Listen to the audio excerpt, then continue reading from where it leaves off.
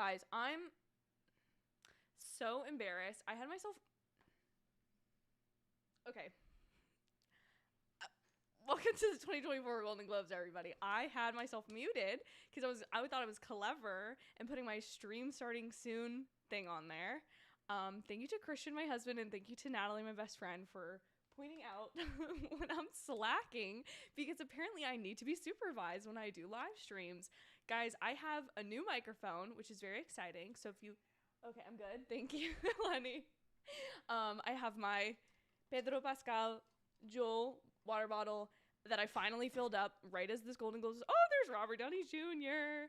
I'm very excited, guys, tonight. I am so excited. Hi, Nally and Sally. I know you guys are watching. I'm so sorry your cable is down. I apologize if at any point in time this stream goes down or we experience even more technical issues than we currently are. And I apologize if I'm talking over the monologue. A lot of you probably have me silenced. I have no idea what this man is saying. He looks like he's having a time of his life, and I hope he is. I need to get acquainted with the stream again. It's the first stream of the new year. This one's a little bit more chaotic than I necessarily wanted it to be. But hello, everyone. I was explaining before all of you could hear me that I have a ballot ready to go. Here's my proof of it. It's already finished. But I was trying to send it from my iPad to my computer, and it wasn't registering where all the X's are. And I was so frustrated because I was like, this just looks crappy.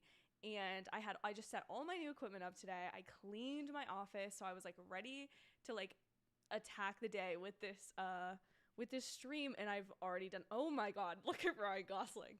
I'm sorry, guys. Please go, if you are not watching this live, the Golden Globes live. Margot Robbie looks fabulous. The entire Barbie table looks fabulous. I've seen the Oppenheimer table. How many times do you think we're going to flip back and forth? Also, the number one thing I am excited about tonight, okay, there's two things that I'm really excited about. Number one thing is that this is the first year that I actually want multiple shows in the same category or multiple movies in the same category to win, that I think they are deserving of. Mostly I'm talking about Oppenheimer and Barbie.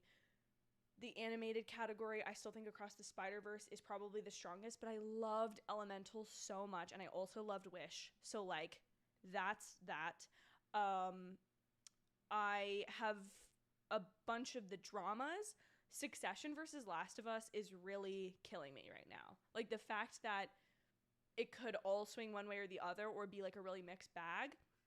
Same with the comedies, right? We have beloved comedies like Ted Lasso, Only Murders in the Building. We have Abbott Elementary, Barry's final season, and then we have Jury Duty, which is a smash hit in every sense of the word. If you haven't watched it, I'm begging you, please go watch Jury Duty. You're doing yourself a disservice. It's on Amazon Freebie. You can literally watch it for free.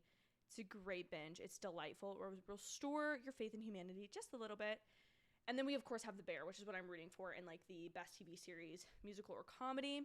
I'm sorry, I'm talking so fast. And John is here. John, welcome to the stream. John, oh, why my chat turned off? I didn't sync my chat. Sorry, guys. We're doing it live. Why is this? Okay, hold on. Here we go. Overlay URL. I'm out of practice with this, guys. I forget what I have to do. I feel like I haven't seen anyone laugh. I'm sorry. I'm not listening to the monologue at all, and I sincerely apologize that I'm not. It's not that I don't want to. I'm just, again, like I said, I'm trying to get acquainted. Let me turn this up, and maybe I can try to give you guys a little bit of narration. Oh, he's talking about Saltburn. I don't want that spoiled. I'm sorry. I already know enough about that movie. Oh, there's Rosamund Pike. That must be their table. Did this work? I'm sorry, guys. How's your day going? What do you want to win tonight? What shows are you most rooting for? Please let me know in the chat. Leave your comments, predictions in the chat. And also, like last year, I have found the exact ballot that I have used to make my predictions. That is in the description of this live stream. So you can scroll down there and download your own, fill it out really fast on your phone, your iPad through markups, or on your computer, or print it out good old fashioned. I have been known to force people who watch these award shows with me, I will print them out and force people to fill them out. It's just a fun experience. It just really adds to watching these award shows. Where am I watching the show? I have an iPad right in front of me, right below where my camera is, to watch this live. It is live on CBS, but you can also catch a live stream on Paramount Plus, I believe. I think they're doing a dual stream, to kind of reward subscribers. It's all in the name of the game of getting people to get subscriptions to Paramount Plus, right? So anyways, yes, it's live on CBS. It started at 8 p.m. I don't know how long it's going to go. But the other thing I was excited about with this live stream, other than having multiple titles in each category that I pretty much would be okay with winning, I am thrilled about the Cinematic and Box Office Achievement Award. So the Golden Globes has been, if you know the history of the Golden Globes, it's kind of the least important of the award shows. Guys, I'm going to try to get chat on screen in a second, but for right now, I'm just not going to bother with it. I think that was the Succession table. The Golden Globes has been the significantly least important of all of the award shows because the Oscars is the top of film and the Emmys is the top of television. Golden Globes is kind of the top of neither, and it is a voting body that consists not of people in the field of film, television, entertainment. It is a Hollywood Foreign Press Association, which is an association of journalists from across the globe. It's a very small pool of voters, so much so that different scandals in the past have gotten the group in trouble a lot. And most recently, as of not last year, but the year before, so in 2022, 2 years ago, it was not telecast. There was no telecast of the Golden Globes. At the time, I believe NBC had the rights, and there was a lot of scandal specifically around the show Emily in Paris about the showrunners of that show and the producers flying the Hollywood Foreign Press Association out to kind of be like sweeten the deal. All of this stuff is sort of known. I mean, like any type of for consideration box is technically, you could say, bribing, but this was sort of all done under the table. And also the Hollywood Foreign Press Association, their members have been caught in the past being the one to ask the questions like, the like more sexist questions to the female stars of the films or shows or whatever, or just not necessarily, I don't want to insult the Hollywood Foreign Press Association, but needless to say, all of those reasons combined have kind of lessened the importance of the Golden Globes. But back to what I was saying with the Cinematic and Box Office Achievement, what award shows have a problem with right now is they are very out of touch with what the average individual movie-going or television watching individual likes, unless it's these wildly popular things. And if you look at this Golden Globes ballot, I think quality television and things that are critically acclaimed like Succession, The Last of Us are becoming more commonplace in our popular culture, and there's kind of a lot more overlap than there used to be with critically acclaimed and what the populace like to watch. However, that's not always the case with movies, and more specifically, so the Oscars has moved further and further away from that. And what they've needed is a category that will recognize things like Top Gun Maverick or Avengers Endgame, things that actually have an impact on box offices globally. I read the stat yesterday that like every theater probably made about $76,000 just from like the opening weekend of Avengers Endgame, which is crazy.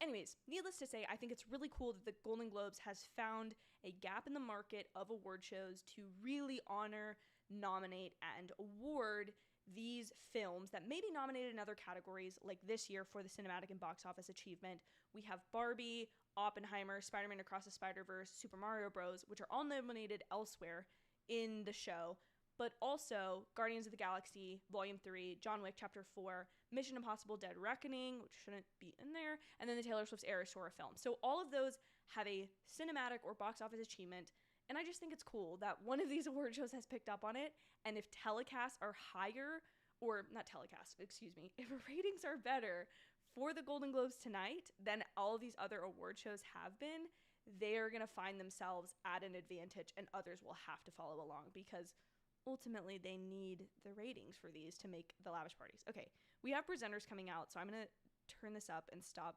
blabbing my mouth. Angela Bassett and Jared Leto both look wonderful. They're walking out to present, I don't know what, but I'm going to narrate because I know a couple of you, at least my friend, is not able to watch this right this moment.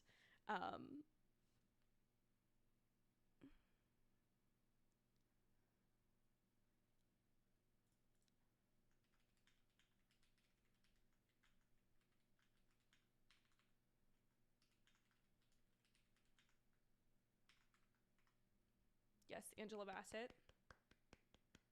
The woman doesn't age. The woman does not age.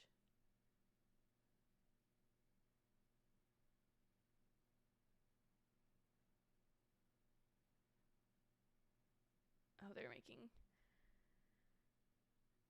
making method acting jokes, which it's always fun.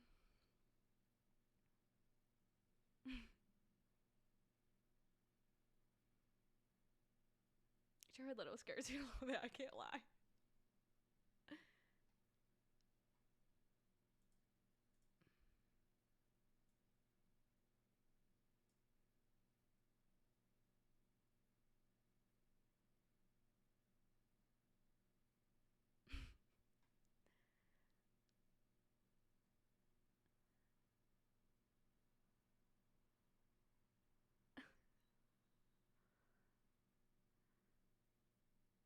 I feel like this is so interesting, especially with the New Yorker piece about Jeremy Strong, about how he's like too much of a method actor, and how like Brian Cox, who played Logan Roy, was like a little concerned about him. I feel like this is the joke, but I don't know. Or maybe it's just a joke against Jared Leto. Nominees for female supporting actress drama. I have, where is she? I have Emily Blunt. Just because I was trying to think of, I haven't seen everything else. To be honest, I haven't seen any of the other films on this list for this category. Love Julianne Moore. Okay, Rosamund Pike looks stunning. The flowers on her, the applique on her dress. Divine Joy Randolph is hysterical in Only Murders in the Building, and I've been dying to see The Holdovers, but it's not playing anywhere near me, and it's killing me.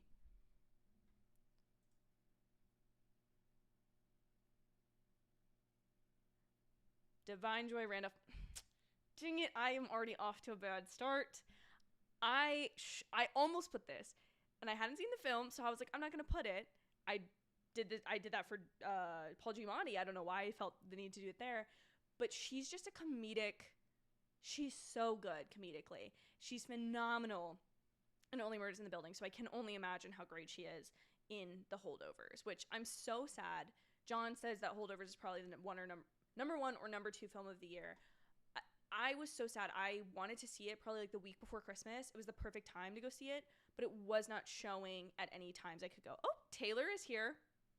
I'm going to pretend I'm not freaking out about that because I'm live. I need to be a professional, but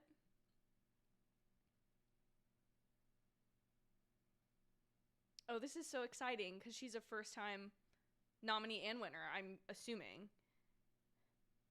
Unless she's been nominated for...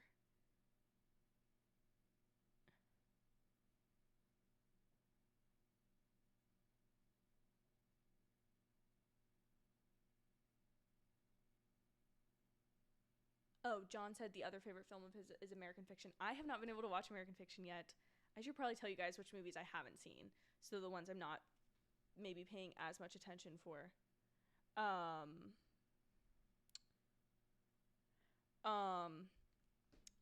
haven't seen American Fiction. I haven't seen Godzilla -1. I have not seen The Color Purple, May, December. The only one of the non-English language that I've seen is Past Lives, which I watched on a plane ride recently. If you're a fan of normal people and don't mind something with subtitles, so good. It really has those same vibes as normal people, of these two people who can't quite figure out exactly where they're supposed to fit in each other's lives, or if they're supposed to fit at all. And so good. It's very good. It's very moving. It's short, it's sweet, it's concise. Highly recommend. Okay. Male supporting actor. I have Robert Downey Jr. here in any motion picture. I would not be surprised if this went to Ryan Gosling. I would not be mad if it went to Ryan Gosling. We also have Poor Things, which is Yorgos Lanthimos. I want Robert Downey Jr. to win so bad. Or Ryan Gosling. But I put Robert Downey Jr. because I think it's going to go that way, but I don't know. I need to see May, December too. I need to see four things. This is just, you can get to so many movies in a year and not get to some of them. Yes. Oh, guys, this is a good omen. This is a good omen for this year. As some of you may know, if you watched my previous year stream, I am typically not good at picking winners here. I am usually very bad. But this is very exciting for me because this is a phenomenal performance for him. Okay, I gotta turn this up. I gotta hear what he gotta say.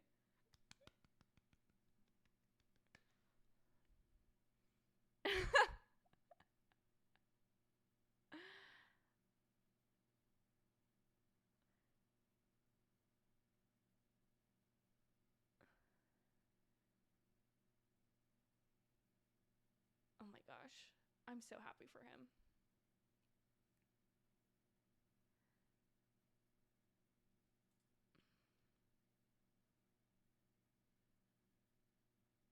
They only have giving him 13 more seconds? This is Robert Downey Jr. Yes, Robert. Yes. Masterpiece. Masterpiece.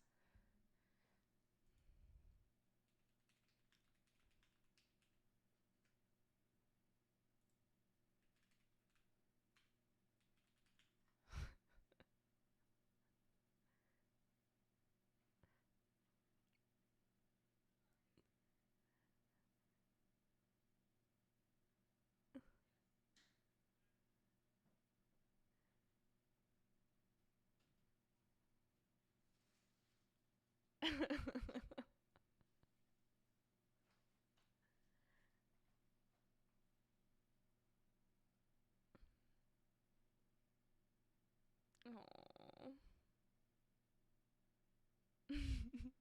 He's so funny. I can't.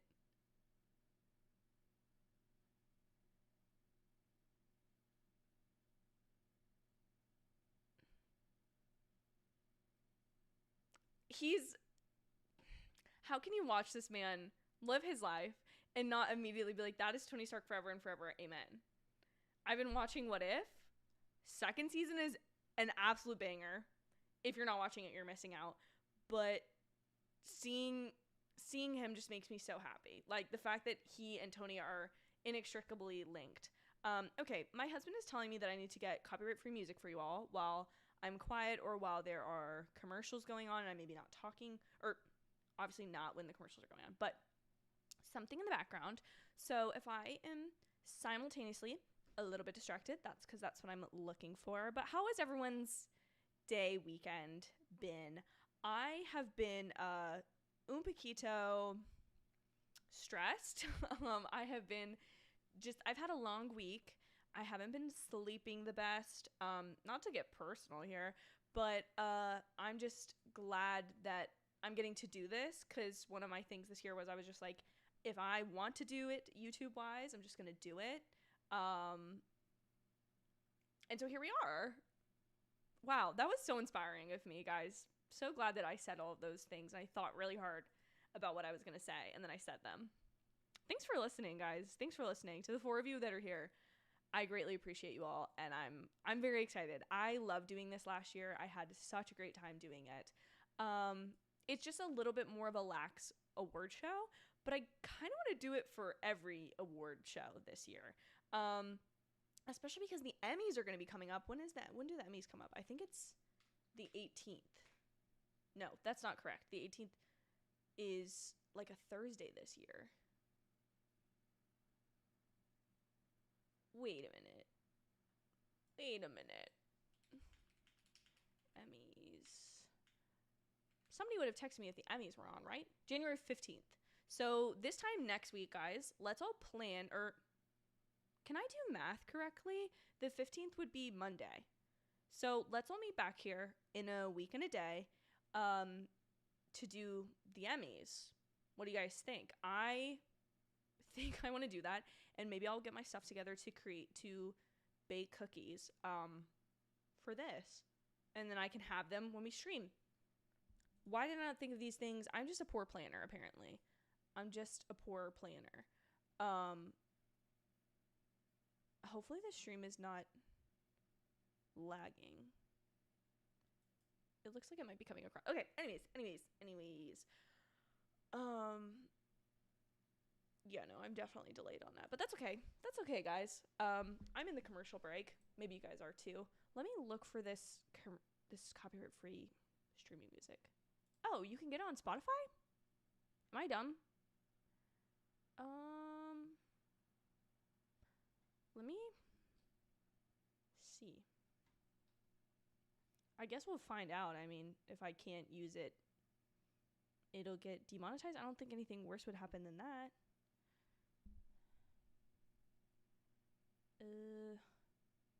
One second, guys.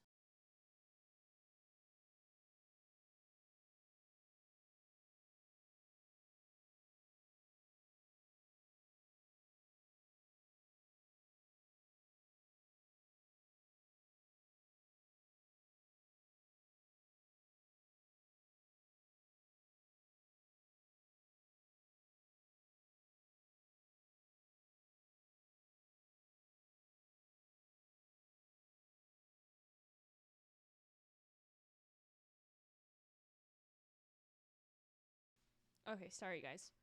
I'm trying to figure this out. Hi, Mike. Welcome to the stream. John said RDJ is probably fave to win Oscar, although Melton and Gosling have been getting love at other places. I think it's hard not to love on Gosling, especially he's just so good. But I just want little like lo-fi music for the background, please.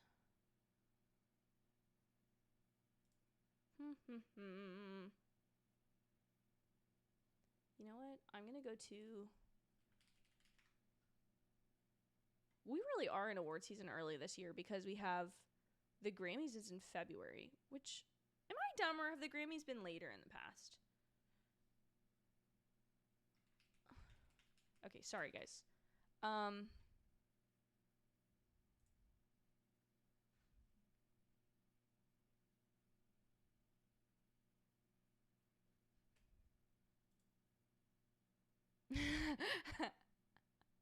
Oh, she didn't like that one.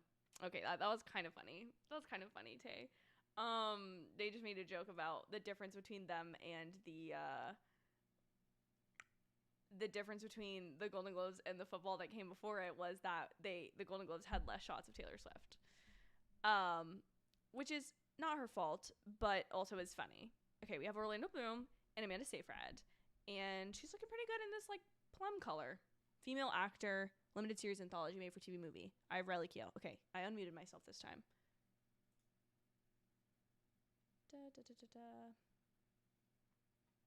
Okay, I'm still trying to get this copyright-free music.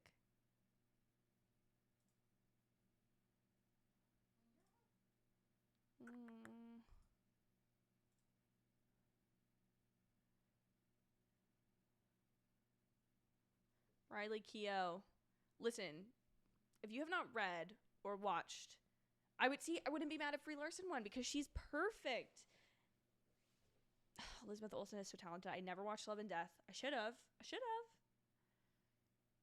Love Juno Tempo and Ted Lasso, so I really want to watch the new season of Fargo. Rachel Weisz.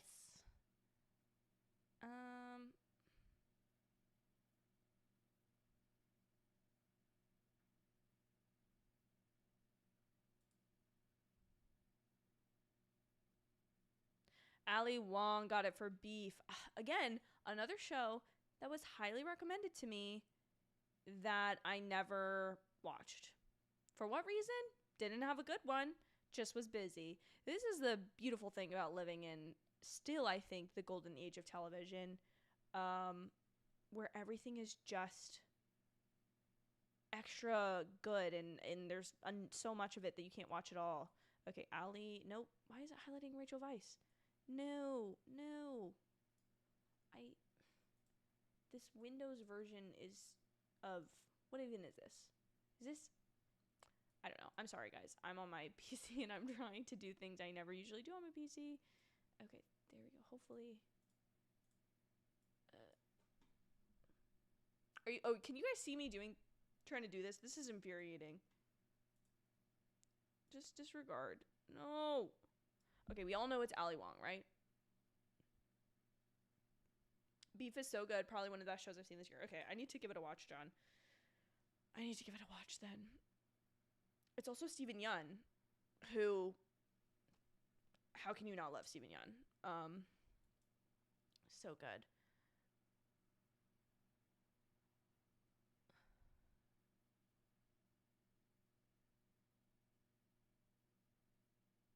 Aw. Okay, let me see if this is able to...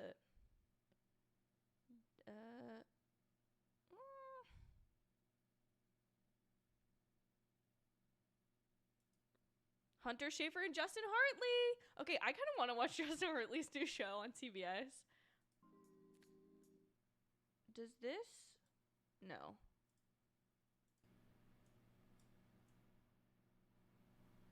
Can you guys hear any music in the background?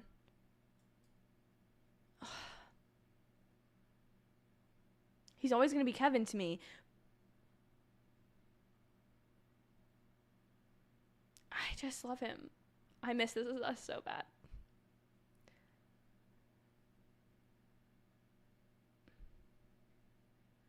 Male actor in a limited... Okay, y'all know I had to vote for Finnick. I had to vote for Sam Coughlin. Oh my gosh. I used to watch White Collar all the time. Love him. Sam! Yay! Finnick. Yes, I want to watch Tracker, John. I don't know that it's going to be any good. I don't know that I'll like it. But I want to watch it. Like, this is an insanely stacked category. Steven Yeun, David Oyelowo, Woody Harrelson, John Hamm, Sam Coughlin, Matt Bomer. How could you be mad if any of those individuals won? How could you be mad? But I want it to be Sam. Sam.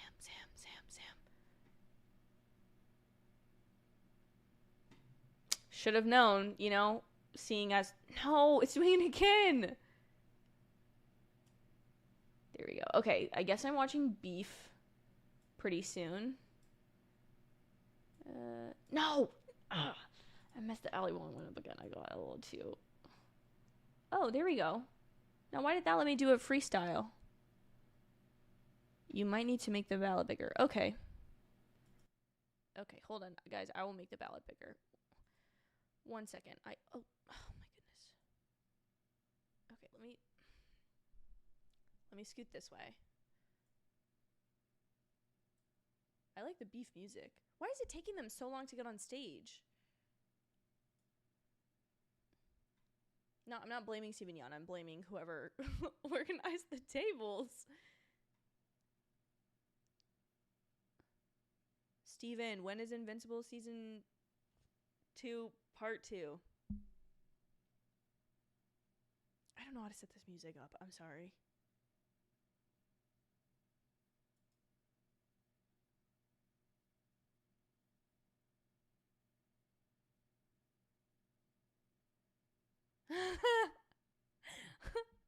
He just referenced Frozen.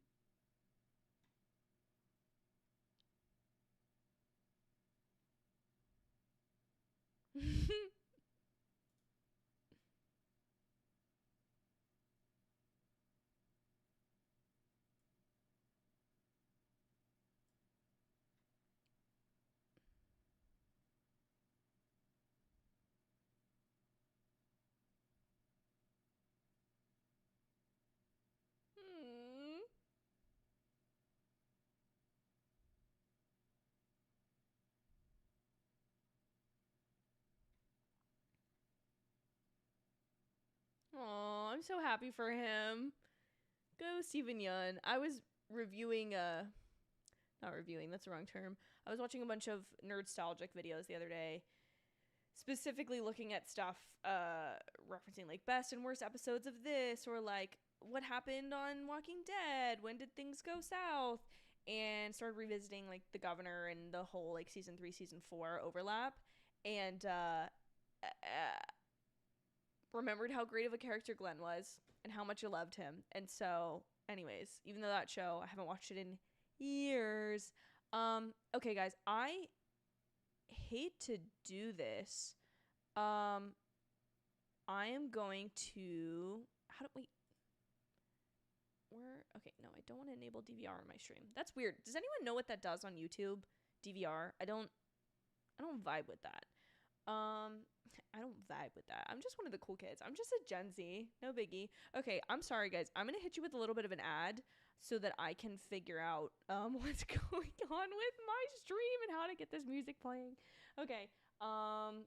I will be right back, guys. Or for you, you're going to get an ad, but I'll still be here. I'll just be trying to figure this out. Okay. How do I... Maybe should I mute myself again? I don't know. No, why did the AirPod Max change? No. Except, I mean, I want to go to Disney World, but... Okay. Sorry, I'm going to mute myself, guys. I'm going to mute myself.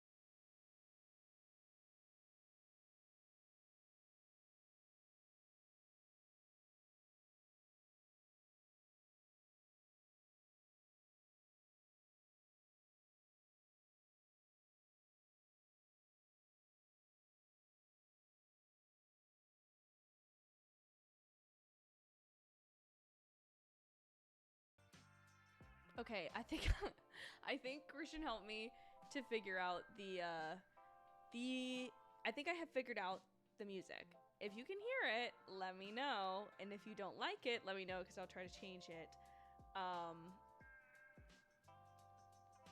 I just found some lo-fi music that says it's royalty free on YouTube, and hopefully I don't get in any trouble for it. So hopefully we're good.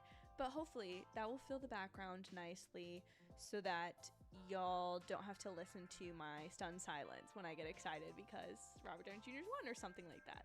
Also, this is crooked now and it's bothering me.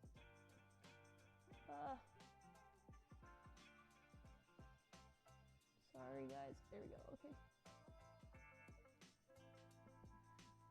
Okay, Julia Garner and Jonathan Bailey. All my Bridgerton fans, where are you at? Where are you at? I have my Anthony Bridgerton Funko. Look at him. I'm so excited for season 3.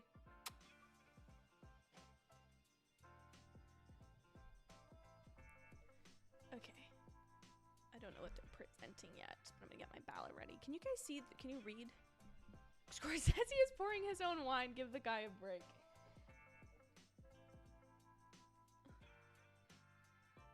Here we go. There we go. Okay. Here we go. Should I leave it like this the whole time? Maybe I should. Oh my... Oh, they did not give the announcers enough time. Abby Elliott for The Bear. Oh wait, who do I have in this category? Which category is this? Actress, supporting role. I said Hannah Waddington. Rebecca from Ted Lasso. I would support J. Smith Cameron for Succession. I would also be on board for Abby Elliott from The Bear. Abby Debicki could definitely also win because people love her as Princess Diana. Golden Globe goes to... There we go. I should have known. Should have known. The Crown always wins. You never root against The Crown. If you learn it once, you should learn it a second time. And if you don't learn it the third time, then you should for sure know by the fourth time. And this is the fourth season, I guess, that's being nominated. Or is it the fifth season being nominated? I don't know when the Golden Globes... I don't know when the Golden Globes qualification window is, actually. Oh. And now there's ads for the royalty-free music, so... Sorry about that, guys.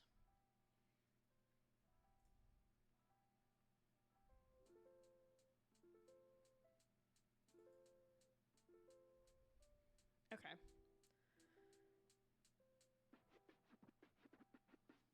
The hair in her dress are, like, matching, which is making her look very, like, moonlight gold. I don't know. Ladies, weigh in. What do we think of the dress? I just see her.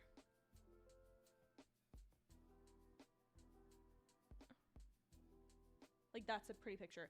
I got for Christmas, guys. Or no, it was for my birthday. For my birthday, I got this beautiful coffee table books. If you know me, you know I love coffee table books. I got this stunning coffee table book of, this beautiful coffee table book of all of the shots that they take at the Vanity Fair. All the photos that the Vanity Fair photographer takes at the Oscars, they are stunning. And I just want to lay out certain pages and just leave them out. And just be like, this is my book. It's open on the coffee table. And it's just beautiful. Okay. Ray Romano and Kerry Russell are presenting male performer, I'm assuming. Best performance by a male actor in supporting role on TV. That's what I'm going to guess. And I'm rooting for Matthew McFadyen. Matthew McFadyen.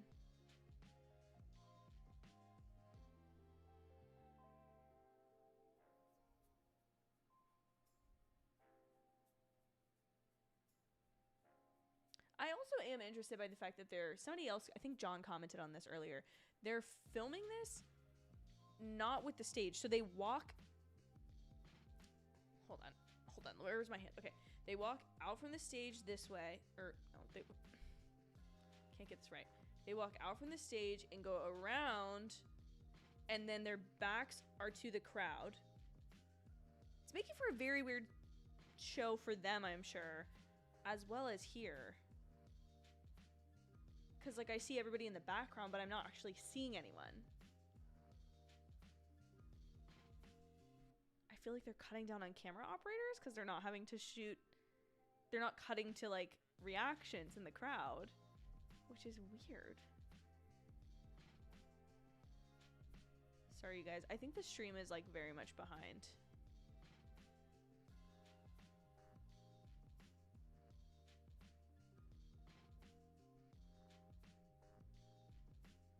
I'm not even listening to what they're saying. I feel really bad. Romano is funny. I like him, though.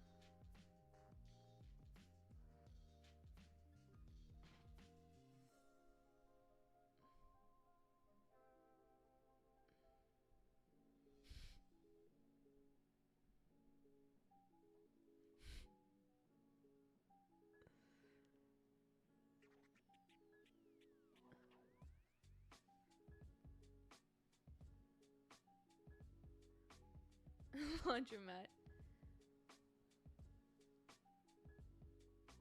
Is this live? Let me make sure I'm live. Yeah, I'm live.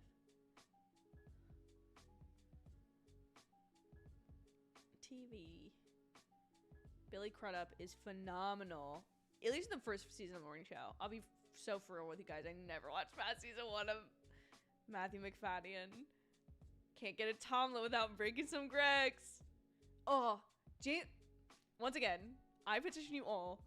No, it's gonna be Evan Moss back, Rick. What am I doing voting for Matthew McFadden? No, it's gonna be Evan Moss back, Rick. I don't want it to be Alexander Skarsgård. No.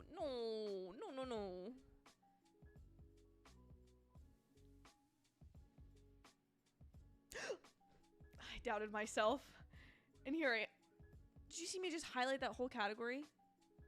Oh, the Succession theme song just re-entered my mind.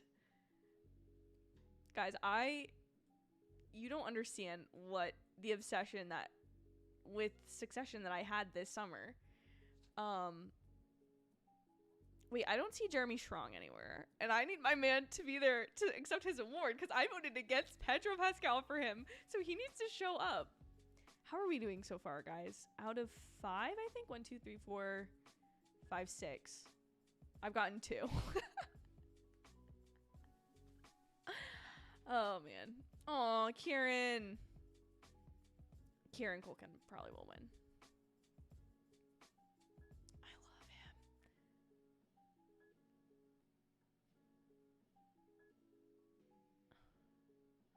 love him. Human grease stain.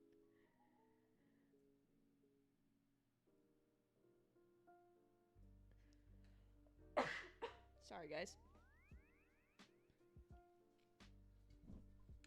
Jesse Armstrong.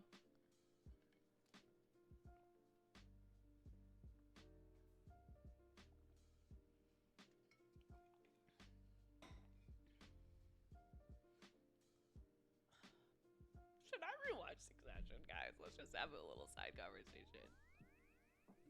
What do we think? I'm so happy. I'm so happy. Oh, look, there's J-Lo with Ben Affleck. I'm so happy for him. Matt Damon. Oh, Margot Robbie. I'm enjoying this. I'm having a good time. I've gotten more right than I thought I would. Oh, a Jennifer Aniston workout commercial.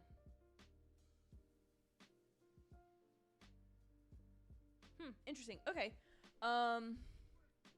John said I watched like 6 to 7 episodes of the section. I couldn't get into it. I couldn't remember any of the characters. Listen, John, I understand your plight here, but I think that's the beauty of the show is that everyone is so hateable, but you could equally find good in them. Maybe this just says more about me than it does about anybody else, but I will always be, as the description reads, this is the channel for Kendall Roy apologists, okay? I wanted that show to end exactly how Jeremy Strong did, and go read how he wanted that show to end, how he kind of envisioned it going, and apparently the alternate ending that they shot. But like, I love the character of Kendall Roy so much. There's so much about that character that I understand, empathize with. He's a horrible person. And I would not want to be the kind of person that he is. But there's something about watching a person that you can see like traits between them and yourself, possibly being similar, but seeing that character make the wrong choice that you don't make, or like you're not in. I don't obviously live in Manhattan and have a super rich media conglomerate father to like assume I'm in the shadow of, but gosh, I love that show. I completely understand why people don't love it. Yeah, John, there's a show like Succession called Industry that I love, and there's a lot of bad people on that show as well, but there's also some likable people I would recommend. I will have to give it a watch. I have heard good things about Industry. I do understand Succession being a lot more unlikable, and also the characters are not really relatable, because from what I know about Industry, there's people trying to kind of climb the ranks, which I think is more like almost like filling in for like middle class or a more relatable like wealth status or economic status, versus Succession being these people that are ungodly wealthy and like have an insane amount of wealth. I don't know. I've heard that from multiple people that they just can't click with them, but I just ate it up. No crumbs. Loved it. David forgot to complete his TV ballot. No, David, go fill in on the commercial break. Before we get any further, go fill them all in, outside of the ones that have been, disqualified. Take that off your points of the ones that have already gone through. But go fill it out. It's just so fun to play this way. Play as if I have any stake in this game at all, because it's not a game, it's an award ceremony. John said, yeah, the main character is a total a-hole, but you still root for her because she has an underdog background. Totally agree. That I think that's the thing, is like there is a lack of relatability amongst the characters of Succession, but I don't know, there's something about it that just, I love seeing bad characters. Because here's the thing, I am a rule follower. I like to follow the rules. I like to, I see there as being like a good, right and wrong way to do things, which is not always correct. Life is more gray than it is black and white in that type of way. However, when it comes to television, I love watching characters who are just not gonna choose the right way. Like, I loved Breaking Bad, which I still have not finished, so please, no spoilers, please. Someday I'm gonna have to make a video announcing, like, Breaking Bad spoilers are finally allowed on my channel. But John said, I'm kind of bummed shows like Industry or Warrior. I have never heard of the show Warrior. John, what is that about? Also, I'm so sorry, I do not know the host's name. I should Google that.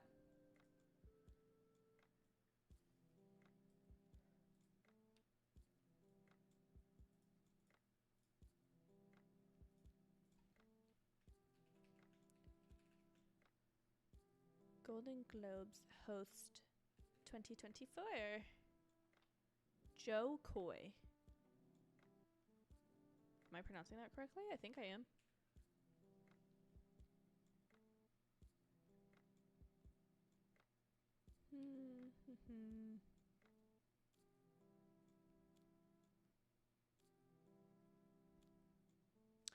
Congrats to the Golden Globe Scholar recipients. Happy for them. So happy for them. That's such a cool thing.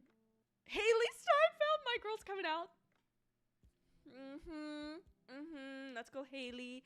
Let's go, Haley. My birthday twin. And Daniel Kaluuya.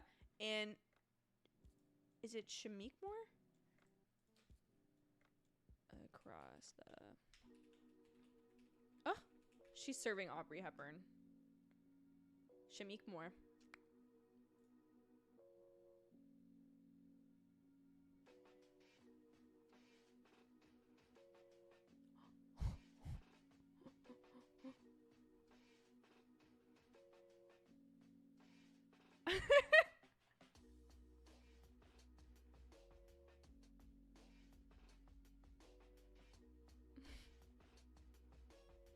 They had AI write the segment. I love it.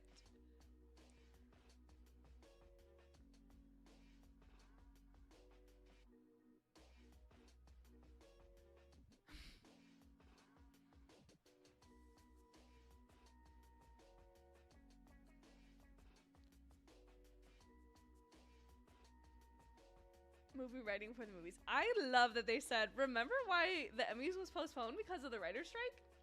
Bringing you back. Greta, and Noah, Let's go, let's go. I wouldn't be mad if Christopher Nolan wrote it, or not wrote it, was nominated. I have not, I've seen Past Lives. Past Life is very sweet. I just think there's, listen, I just have to say it. Barbie was my #1 movie of 2023. I haven't released my rankings and all my stuff yet, but it will forever be my #1. Forever. Ugh. Once again, may I recommend Past Lives to anyone who has liked normal people in the past.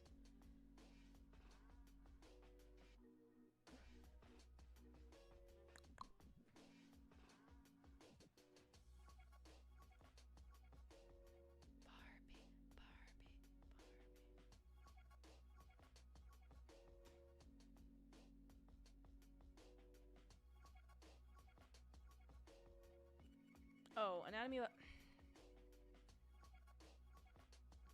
Okay, I'm happy for them. Polite clap. Polite. Let me do it over here so you can see it. Polite. Polite clap. I'm happy for them. Very happy. It's just that... Not me wanting to get up stage and be like, I'm gonna let you finish, but Barbie was the #1 movie of the year. It was the best script ever written.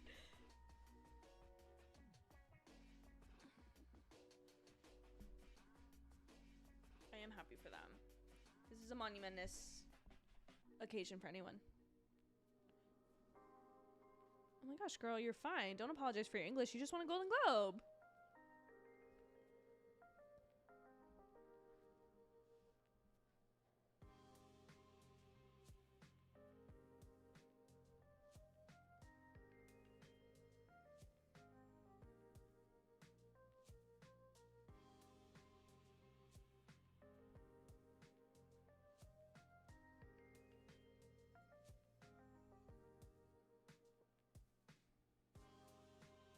There's no score.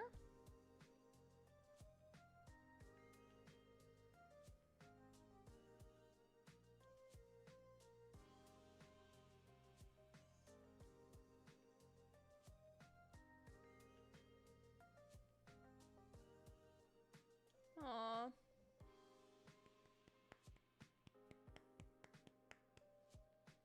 Yay, Natalie's in the chat.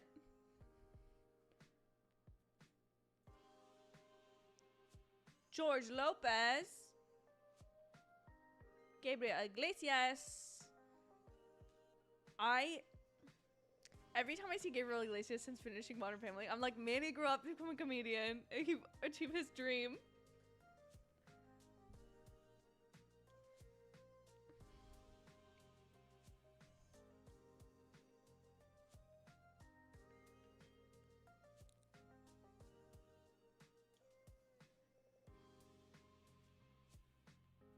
David, are you talking about Barbie or are you talking about Anatomy of a Fall?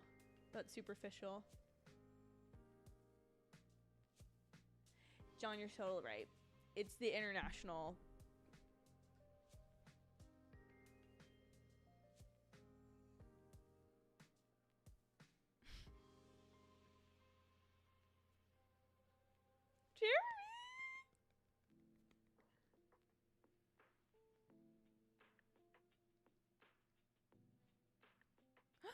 Pedro's not there?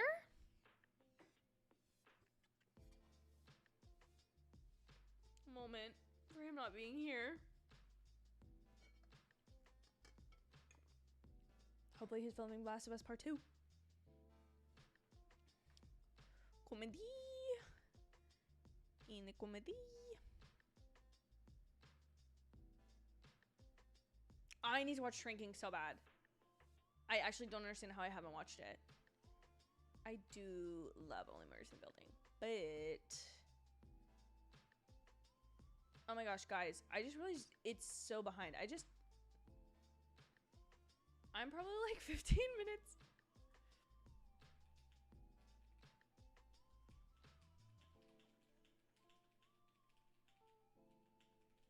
Yay, Jeremy, I got it right. Ugh, if you haven't watched The Bear, again, what are you doing? What are you doing?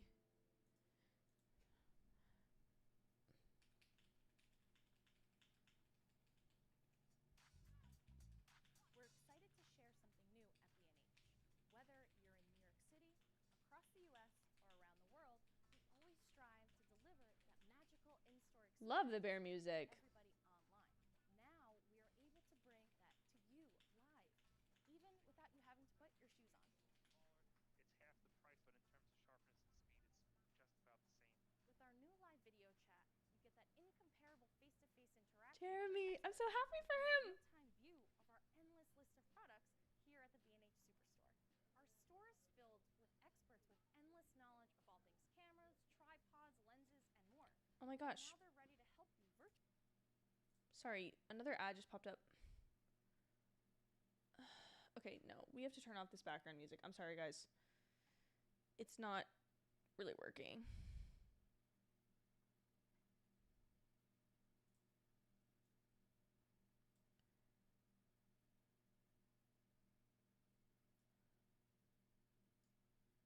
Bear might be too stressful for me. I've seen a few episodes. The lunch hour episode is so stressful. Season 2 is absolutely phenomenal television, though. The Forks episode, one of my favorite episodes of television this year. Oh, I'm so happy for him. Congrats, Jer. Congrats. Woo! Go, Jeremy.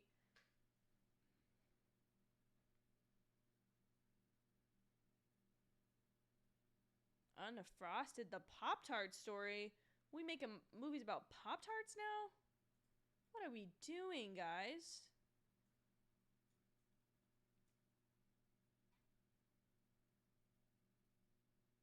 Okay, maybe I should find them. I'm going to set up the background music again.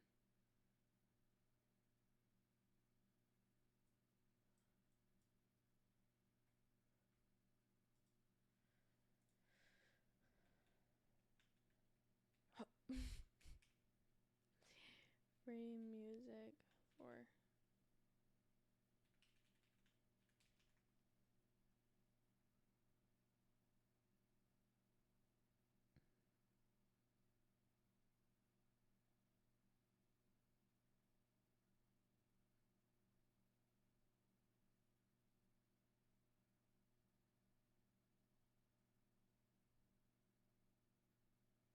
That is another big thing for this award show is stand-up comedy category, which I voted for Ricky Gervais, even though I have not heard the best things about his latest special, just because he was the Golden Globes guy. Like, it was him. So I voted for him, thinking that they all have, like, good, fond memories of him, but I wouldn't be surprised if it was Chris Rock.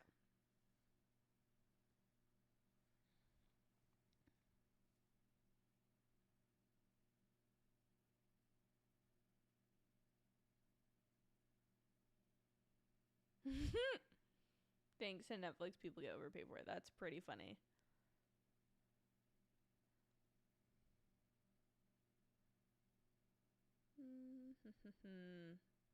Okay, like I said, I have Ricky Gervais.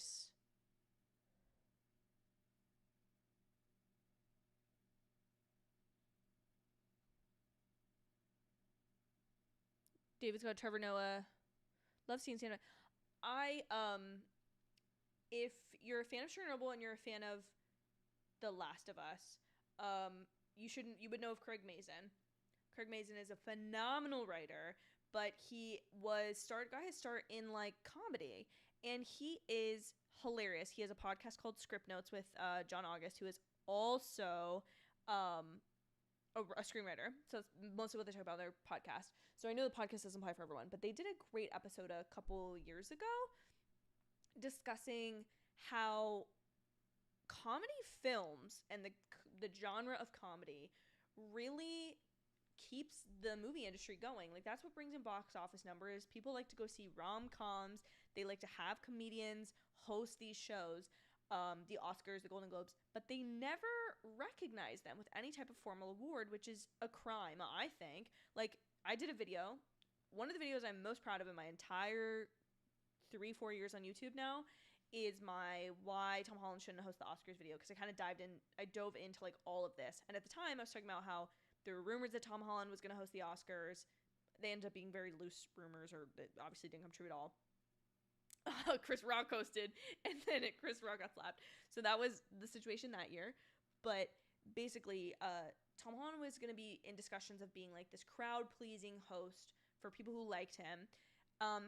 But they weren't going to nominate Spider-Man No Way Home, which was the biggest movie of the prior year. And I just thought that was absurd. The same way that, not that they would need to nominate it because Tom Holland was hosting, but mostly because it just doesn't make sense. Yes, I did turn off the music because it keeps popping up with ads, Christian. Hold on. I'm trying to find something else that's good. Hopefully this is fine. Hold on. I'm putting more music back, guys. Desktop audio.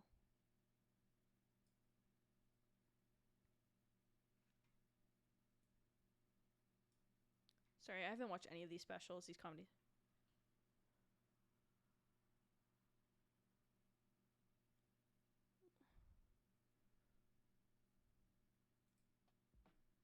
Ricky Gervais won.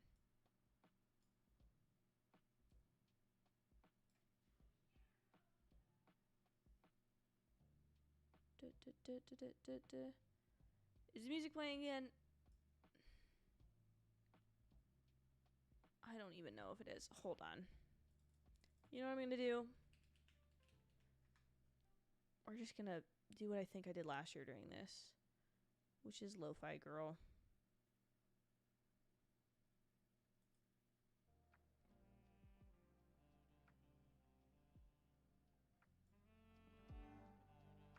There we go.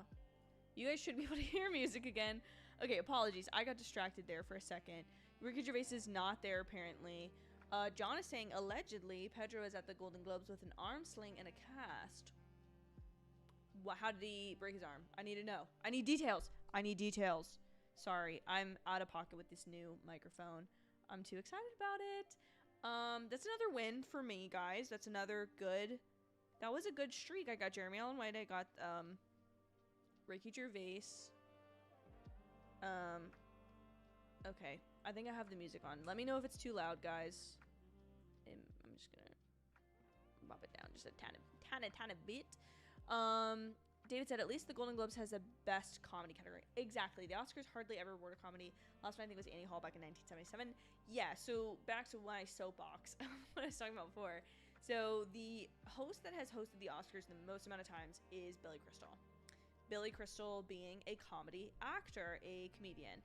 And I do not, for the life of me, understand why the Oscars doesn't add more categories. I think I just don't understand how you can look at the ratings of like the Oscars and award shows in the past and be like, people definitely still love what we're doing. Now, I understand that there are different awards you're going to give to different things.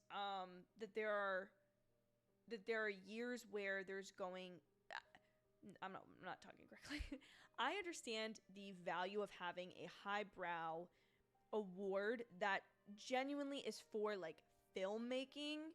Hold on. Ugh, okay, now Christian's telling me I can't do lo-fi. Christian, I'm sorry. I'm trying to figure out something here. It's not... All the DMC free musics are from like 20 years ago, or not 20. Okay, I'm being dramatic now. From like 2 years ago, and I don't even know. DMC free lo-fi, I guess, is what we want, right?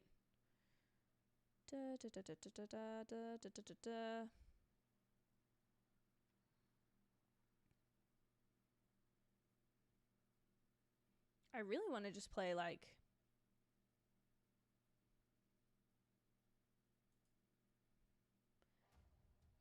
that's Animal Crossing. I don't know that I want to play Animal Crossing music. Yeah, I'm not going to play music anymore. Okay, I'm sorry, guys. I'm sorry. I've been trying to figure out this music most of the time. And no, I appreciate it, Christian. I appreciate it, honey. It's just... It's hard to figure out DMCA free music. Anyways, we're on commercial break. So, how are we enjoying the show so far, everyone? There's 10 of you now. Welcome to everyone that's in the stream. I know there's not 10 of you in the chat, so all of you pop in and say hey if you feel like it. Yeah.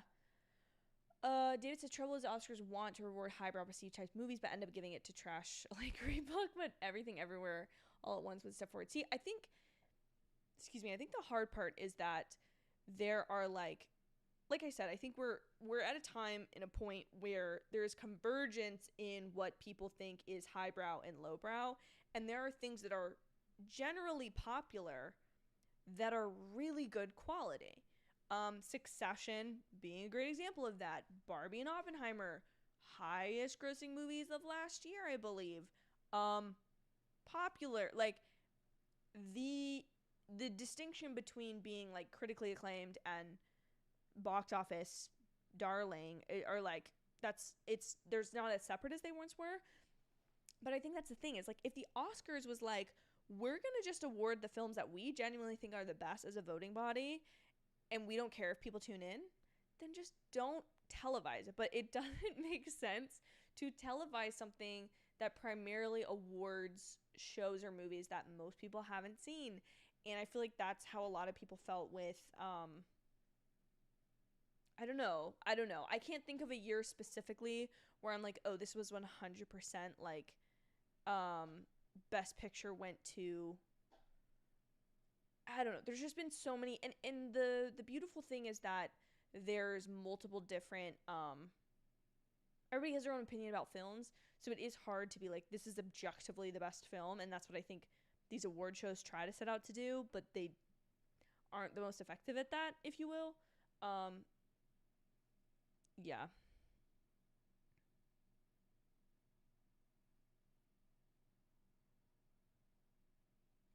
Um, I think you said like, okay, Spider-Man Across the Spider-Verse. Most people who are fans of animation like that sort of thing. Or are you talking about highest grossing? I don't know what the actual highest grossing of last year was. Let's look it up. Best box office 2023.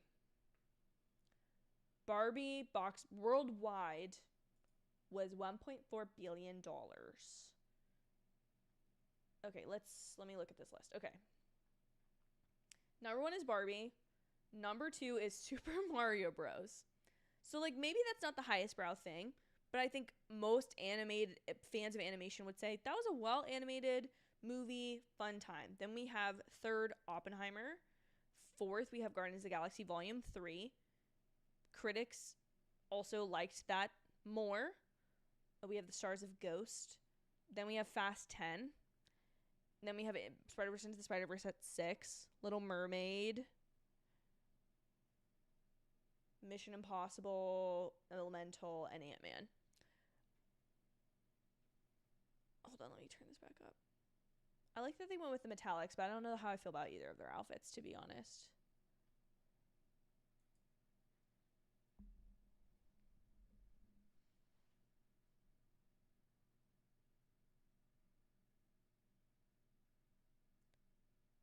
What is this for? Non-English.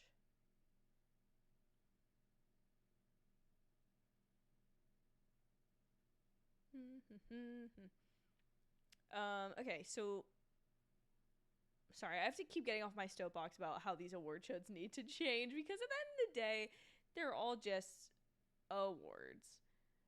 Past Lives has to win. I guess Anatomy of a Fall could win, but I think, and I can't compare it. What do you guys think? After the Fall or Past Lives?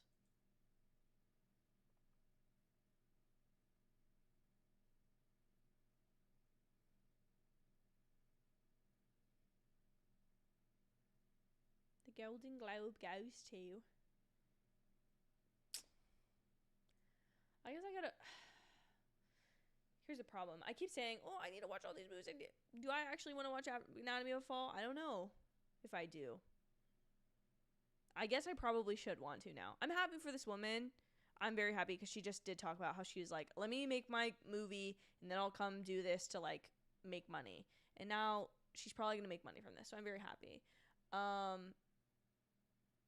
Past Lives was just so good though. And it genuinely was, for being a film that was American made. It's pretty much entirely in Korean, which I was not expecting at all, but I very much enjoyed it. Great plane movie when you're just kind of like locked in. Speaking of that, guys, when it comes to plane movies, what do you think of as a plane movie? Do you think of it as like, oh, I never wanted to pay to watch this, let me watch it? Or I haven't been able to watch this, let me watch it? Or like, this is actually a movie I wanted to see, I have heard good things about, critically acclaimed. I love to watch a good critically acclaimed, or like, oh, this was an Oscar winner, or this was nominated for Oscar. Let me watch it now on a plane, because you are forced to focus on it. You aren't usually on your phone on a plane. At least I'm not. Like, you can get Wi-Fi, but like, I don't know. For me, I'm usually traveling with the people I would text, so I don't necessarily need to. But like, I'm just curious on this because I talked to a friend about this recently, and they were saying like, no, I love watching movies on planes actually, because you're like forced to focus and you are not really distracted by that much, you're kind of captive the way you would be if you paid to go sit in a theater, except you're just not paying for it. I also think it's just a very individual movies can just hit you deeply that way. So I don't know. When you're on a plane, highly recommend watching movies on a plane. I'm happy for these people. I'm happy for them. I'm sorry I haven't seen their movie. There's Leo in the back. He looks bored.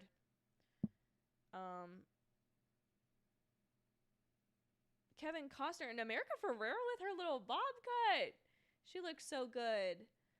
John said, I don't know if you saw it. Wendy Wire had an article, and they interviewed like 49 people or so, and they asked them what their favorite movies of the year are, and a lot of them said Anatomy of Fall.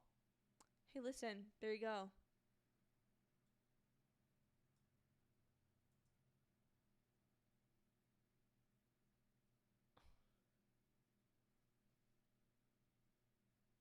America Ferrera looks great.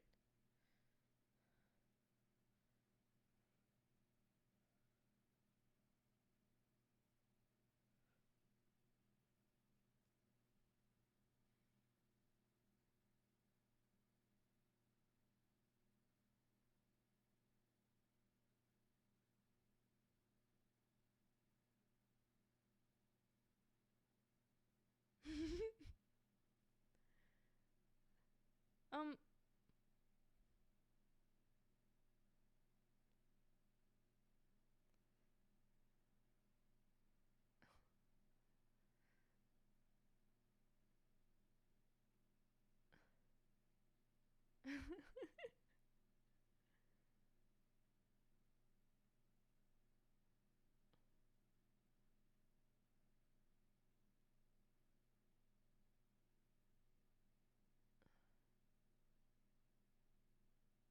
sorry, you guys are just watching me watch them.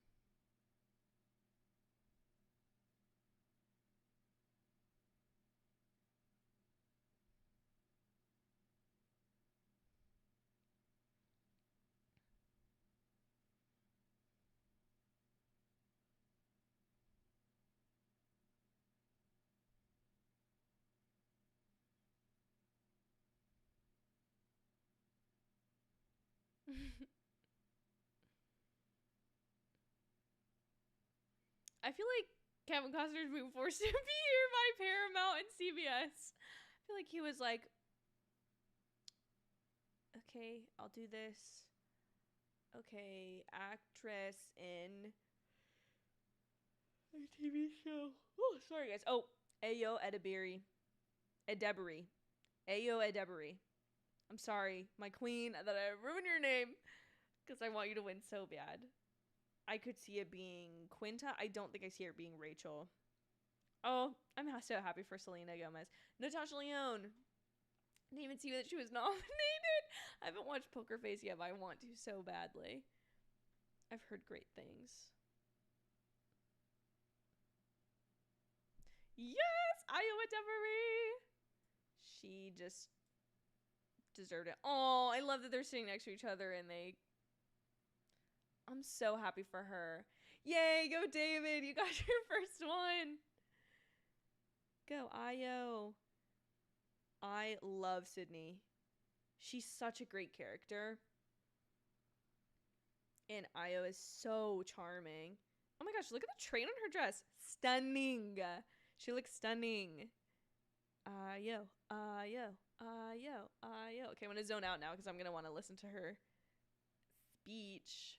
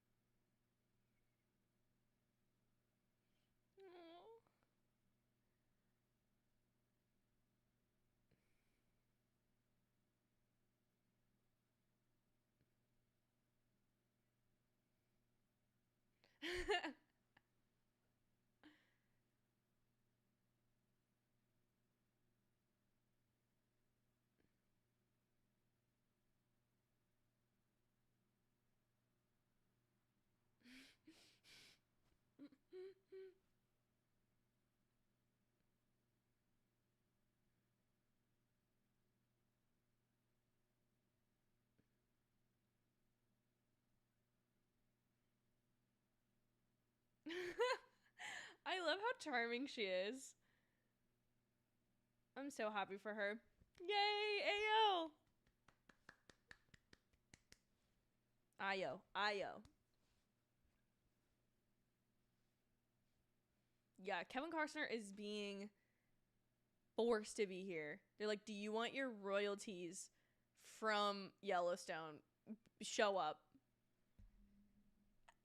Kieran being the only one that I think is here makes me feel like he's gonna get it. Gary, you're a great actor, but I don't know what. You guys can't even see. No, why is Jeremy not here when I voted for him? Who even is that? I'm sorry, I am so behind on The Crown. I've watched the first half of season 1 3 times. Golden Globe goes too. It's something so fun about that. Pedro Kieran, come on.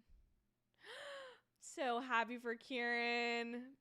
But of course, I thought, oh no, I know what I'm doing here. I can put Jeremy and he's going to win. I always think I can will into existence who's actually going to win versus... I'm so happy for him. Also, go back and watch Home Alone next Christmas, I guess, because you're probably not going to watch it now. It's January. And he is so funny, even though he's in like 2 scenes of that movie. Anyone get Kieran?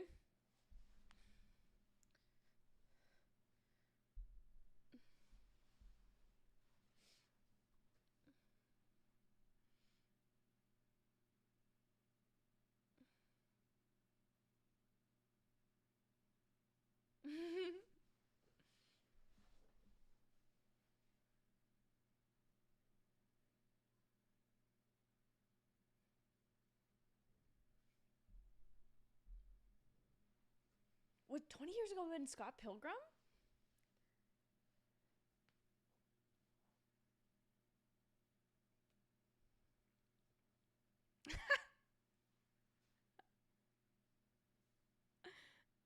Aww.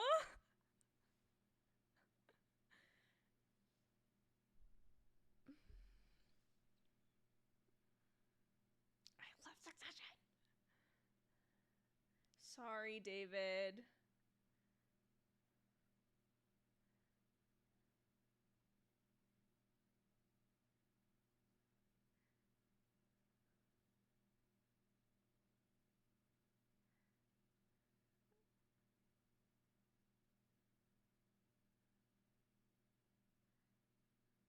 Oh, I'm so happy. So happy for him. Kieran. I feel just so proud of myself that I've seen a lot of these things. Because a lot of times I'm like, I don't know what this is. I don't know what this is. And most of them I've watched this year. Like, obviously, Last of Us came out this year. I finally binged. Oh, guys. Okay, side note, because of the commercial that's playing right now. I have to make a video about this because I think it's absolutely insane. Because I can't imagine that Matthew Vaughn and Taylor Swift would have overlapping fan bases and that he would have prepped for this. But the Swifties, and I am one of them. Listen, I am not calling anyone out for being crazy. But there is a movie coming out at the end of February directed by Matthew Vaughn called Argyle. It stars Henry Cavill, Bryce Dallas Howard, and Dua Lipa, of all people, as well as Sam Rockwell. And Sam Jackson is in it. There's just Bryan Cranston is in it. Like, crazy stacked movie. There's an Instagram account for Ellie Conway, who is the author of Argyle, which is the name of the book in the movie and also the name of the movie. But the Swifties have convinced themselves, and this is not a joke, and this is not pandering.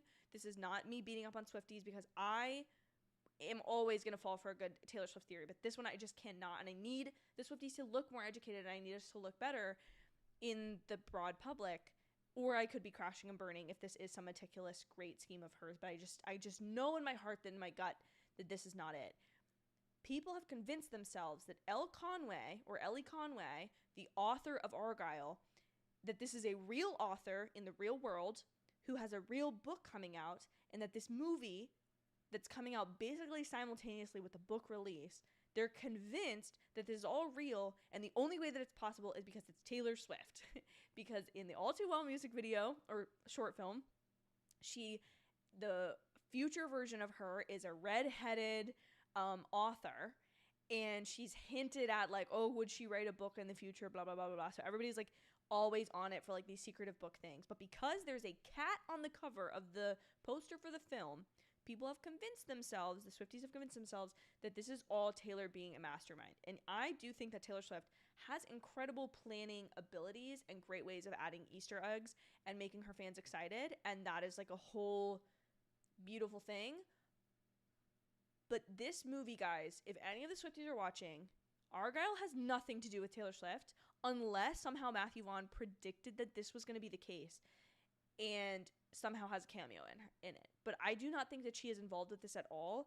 The book that is being published that you can actually buy, and I think it's available in the UK and other places internationally, that you can purchase and read or listen to or get the ebook, is a promotional tactic the same way that Look Out for the Little Guy, which is Scott Lang's book that he publishes in Quantumania, was a marketing ploy for, like, it's a smart thing, but it was a marketing ploy for Ant-Man and the Wasp Quantumania. And I don't understand how they can't see what's right in front of them, because I have poured through endless amounts of comments about this. And they are convincing themselves, Swifties are convincing themselves left and right, that this is got Taylor written all over it. And I'm just kind of at a loss, because I'm like, babes, ladies, gentlemen in the group, this is not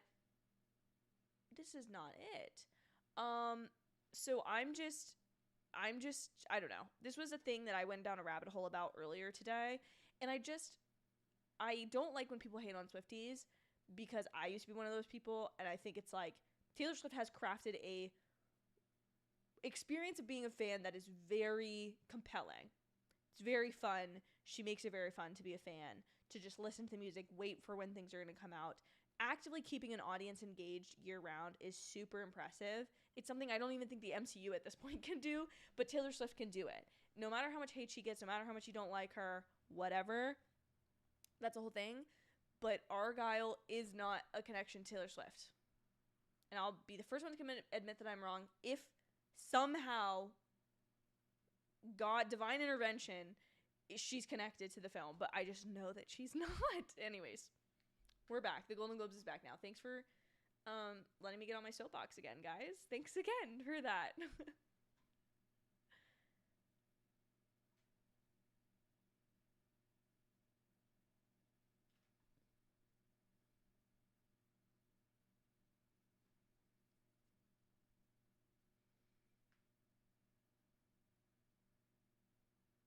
Florence Pugh. Florence Pugh and Natalie Portman. Oh, they both look stunning in their own separate ways. I love Flo's dress. I love Natalie Portman's dress. Stunning. Stunning.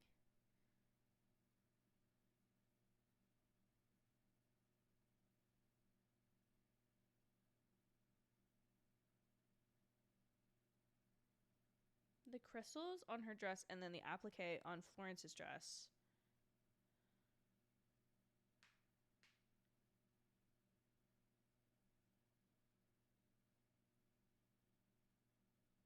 Animated.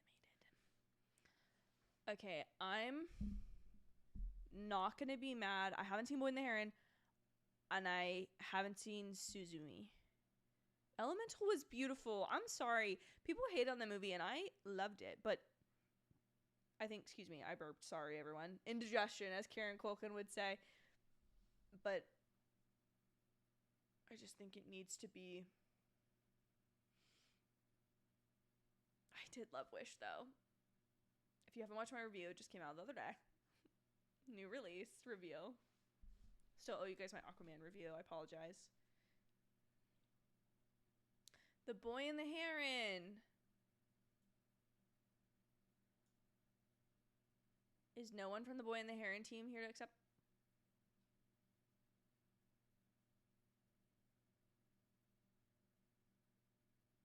Aw, congrats to them.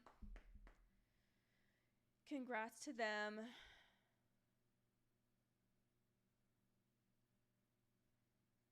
Matt and Ben.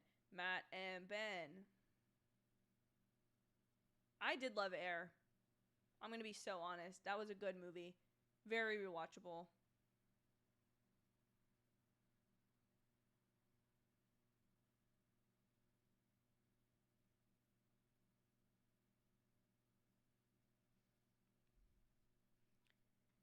This director.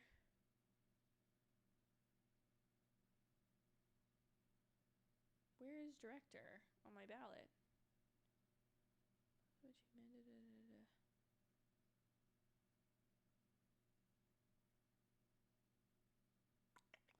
We all know I'm rooting for Greta Gerwig if I didn't put it on my ballot, but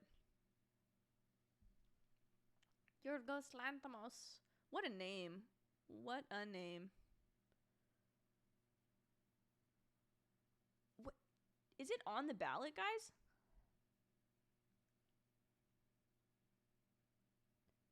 Not there, not there. That's a score. Best director, bottom right.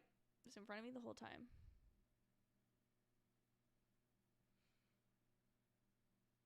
Greta. I knew it was going to be Christopher Nolan. Okay, HFPA, we got beef now. We got beef, and not just the show, okay? Why do you hate Barbie? Why do you hate Barbie? Was I earlier cheering that Oppenheimer was a masterpiece? Yeah, and that's because it was. But why do you hate Barbie? Also, listen, I don't usually like to get into this kind of stuff. I genuinely usually am like, not a big deal, but it is kind of crazy to look at like the board and just see Greta. But that is pretty amazing that Greta Gerwig, who this is her no, her directorial debut was Lady Bird, Little Women, Frances Ha, maybe? And Barbie. Sorry, I guess I should listen to Christopher Nolan. He is one of the greatest filmmakers of our time.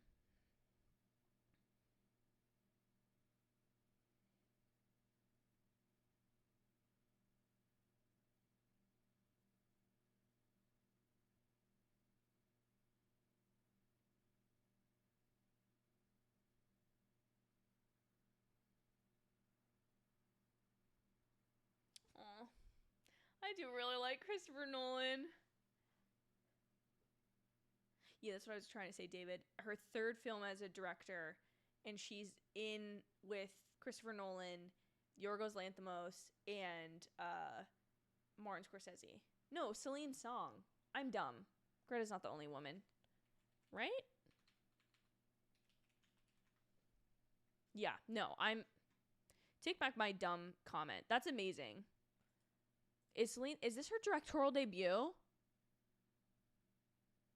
Way to go, Celine. Way to go. You knocked that one out of the park, babe. You really did. Yeah, that's her first movie. That's her directorial debut. That's amazing. That's really a good category. And then Bradley, this is his second film. They really never want to give anything to Bradley, and I feel bad for him. Matt and Ben are like, can we be in the... Oh, no, Matt was in Oppenheimer, obviously. Dumb.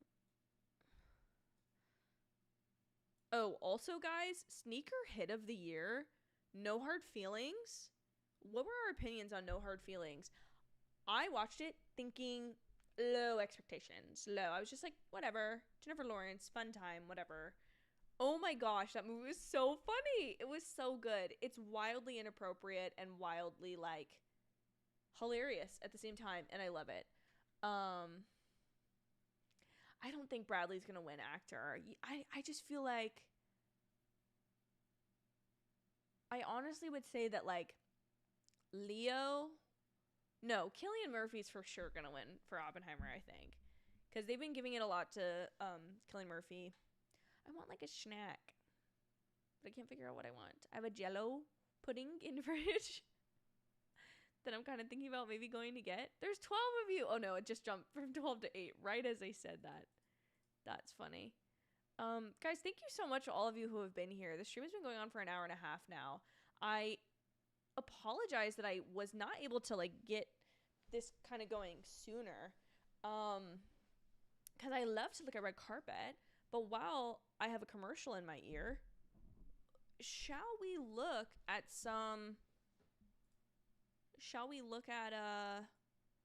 perhaps some runway looks?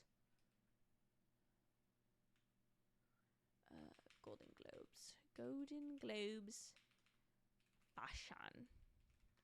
Oh, this Mandy Moore Dr. Death thing show movie, I think it's a film, looks phenomenal. I love Mandy Moore. She was always not stunned. She was always phenomenal. Okay, can I scroll through? Why am I seeing bright colors? Okay, hold on. I'm trying to get the window capture. Fashion. Oh, sorry guys. Of course this like decided to be. Okay, I wanna all, oh no. Ah! Sorry guys. Okay, I'm gonna crop this down so we can just see, you know, I guess actually let me move this. Okay, we're rating fashion during the commercials.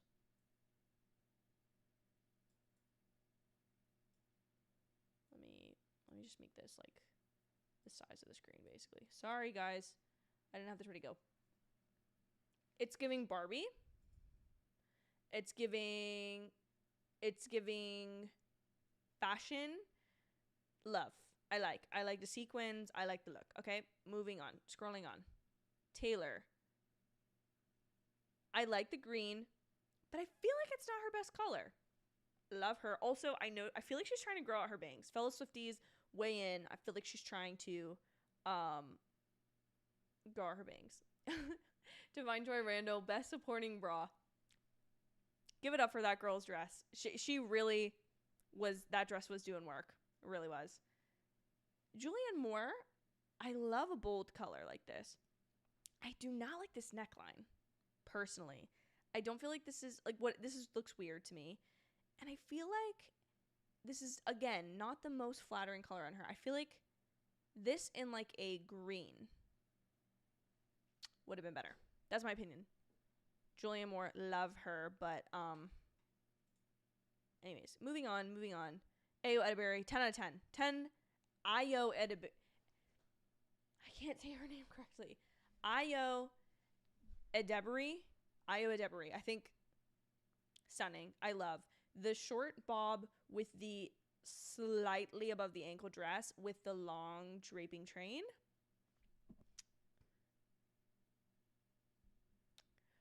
David said too bold a red, not particularly subtle for Julianne Moore. I agree. I think even like this, and I don't know how it's coming across on screen, is a slightly more satiny finish than this red. Emma Stone, not Emma's best look. I feel like this is like the La La Land Oscar night dress, but not kind of what I would want it to be. Timmy knows how to show up to these things. I'm going to be so honest. He really does. Do we know if Kylie is there? It's Kylie Jenner at the Golden Globes. She is there. Stormy. It's just like mommy, baby. That's so funny. Okay. Billy's music, love. This look, do not. Oh my gosh. Hi, Bailey. How are you? Hi. I've been meaning I need to message you so we can talk about Buffy soon. Hope cooking dinner is going great. This look of Billy's, no. It's a no for me, dog. It's a no for me. Selena, not my favorite. This is like an oddly structured dress. Okay, hold on. Sorry, Michelle Yeoh is on. Michelle Yeoh, I gotta put this away. Okay, hold on. Ballot's gotta come back. We'll go back to fashion again later, but Michelle Yeoh, she looks stunning.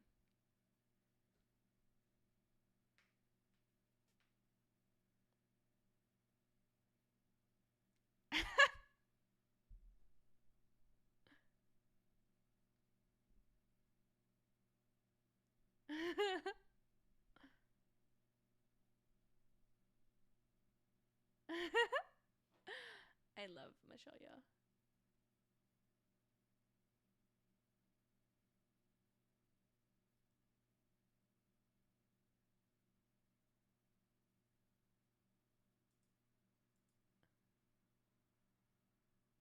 I love Michelle Yeoh. She's so great. Female actor in a motion picture. This better be Margot Robbie. If it is not Margot Robbie, I'm gonna be mad. I still need to watch The Color Purple. I still need to watch Wonka.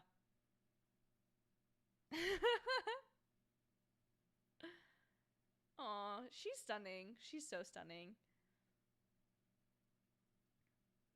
What is Fallen Leaves? I'm sorry. Bobby! I mean, I love Emma Stone. I do like the bold eyebrow look on her. It does look good. I'm just not a fan of the dress, I think. Margot. What is this? I love Emma Stone, and I know that her performance is probably going to be absolutely insane. I just don't understand why they hate Barbie. Hollywood Foreign Press Association, answer for your crimes. Listen, to be fair, I haven't seen it yet. And obviously the whole Poor Things is like centered around her changing her vocabulary, and I heard of I watched a clip of her. Okay, everyone's cheering. Okay, I'm in the wrong. I just don't understand why they hate Barbie. I love Emma Stone. I'm happy for her. Okay, I'll be happy for her.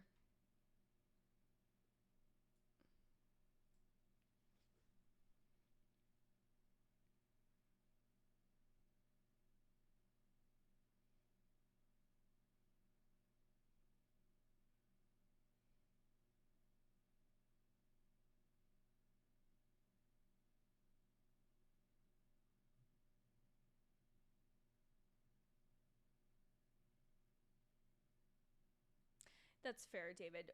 Barbie is like it's not the level of performance that Emma Stone has in Poor Things.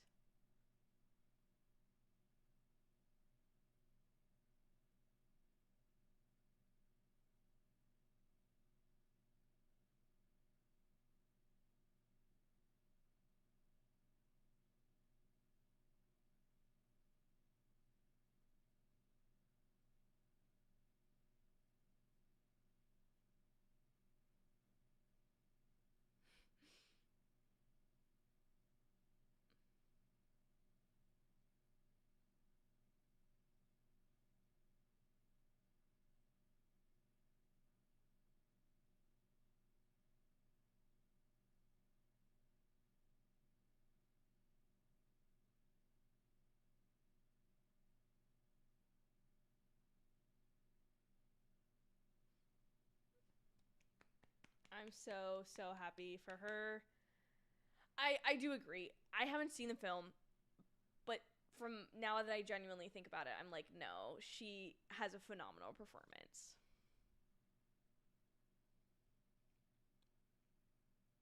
Yes, we will for sure go back to fashion during the break. I didn't know it was based on a book, Bailey. That's so interesting.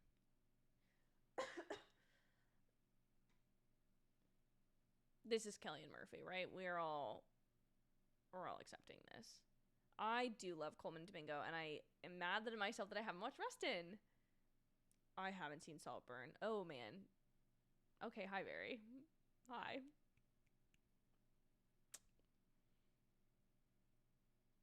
Hi, I just got. I haven't seen All of Us Strangers yet. I haven't seen Beau. So behind.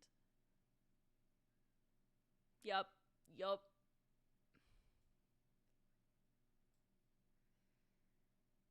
Aww. Wiping the tears off of him. Oh, I'm so happy for him.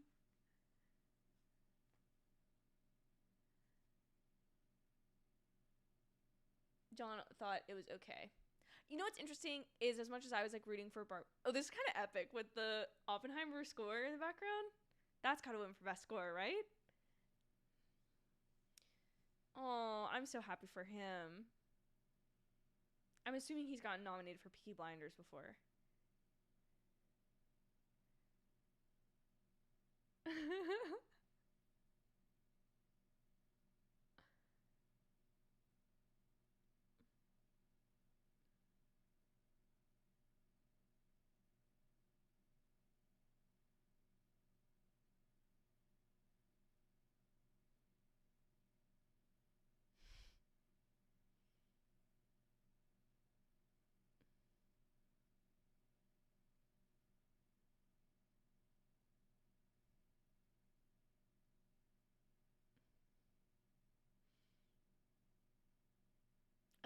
Award shows are just kind of magical to get to see people who are good at their craft like get awarded. I don't know.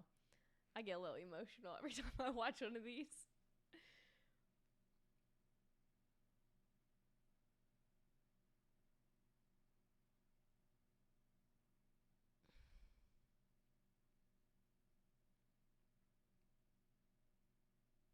Am I gonna go download American Prometheus from my library to listen to it on audiobook on the way to work tomorrow? Perhaps. Perchance.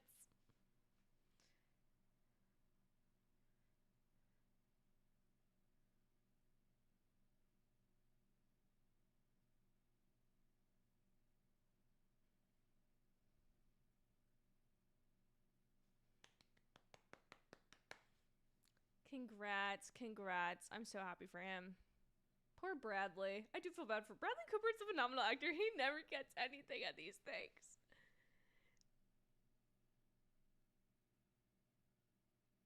Mark Hamill is. See, the Golden Globes, the HFPA really knew what they were doing with this one. They really said, we're going to come up with a cinematic and box office treatment award, be the first to do it. And Luke Skywalker is going to be handing it out. Thank you very much. Okay, guys, I really want to be back for that award, and I need to go to the bathroom, so I'm going to hit you guys with the BRB, and I'll be right back.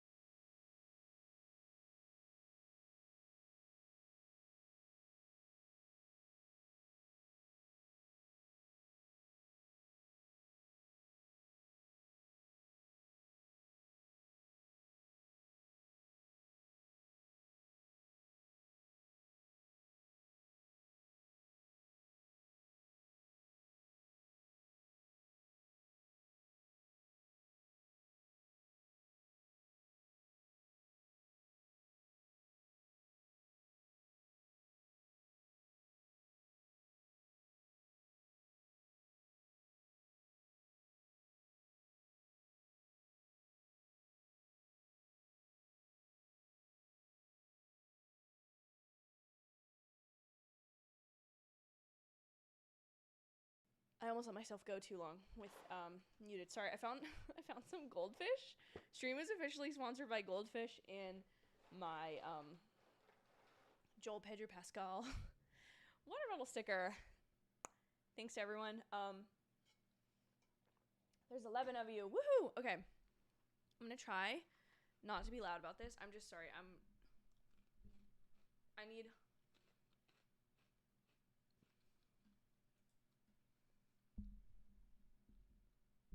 I have a new mic now, and so I'm trying to get used to how loud it is. Thank you, Weedle, for looking out for me. I appreciate it. I really, really appreciate it. Okay, shall the fashion resume? My take on this Selena Gomez dress, not the worst thing in the world, not my favorite. I don't know that I like this asynchronized look.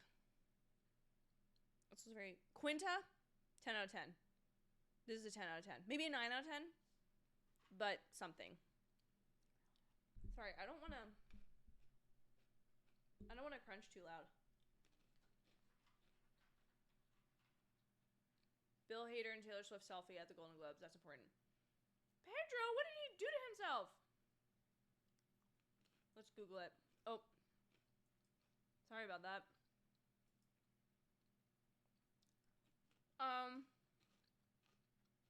He kind of looks like a spy. If I'm being honest, he looks a little bit like a spy. Rami Youssef? Simple would be the word I would use to describe this. Nothing stunning about it. Nothing horror about it. Blow about it. Oprah? Color purple? This is what I'm talking about. On brand for the movie that you're there for, probably. Divine Joy?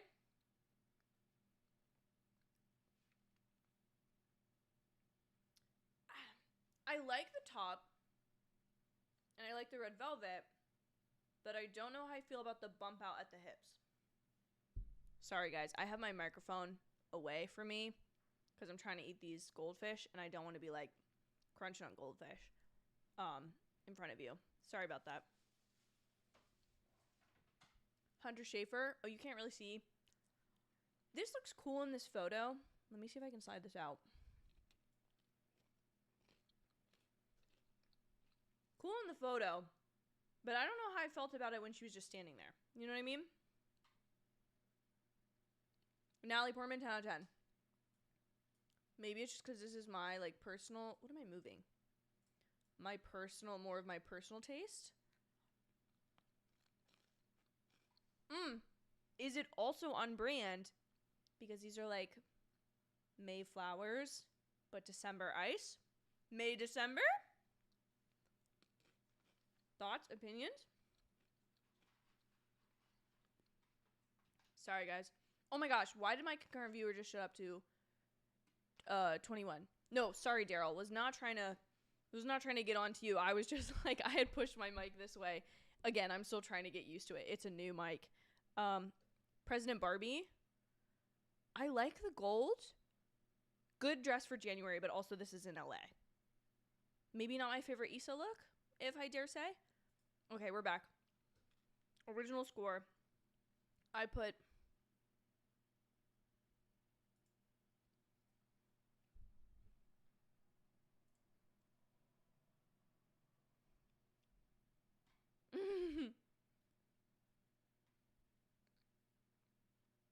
Good May, December, call it. Natalie did look like a goddess. She really did.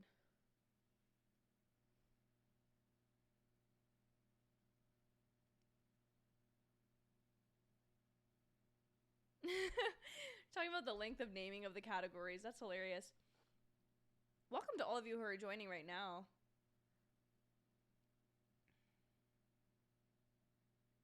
Barbie isn't nominated in score, though.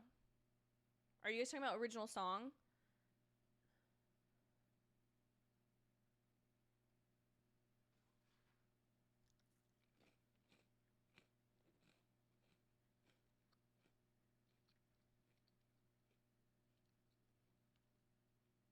Sorry if you guys can hear me eating the goldfish. It's not like registering on my thing, but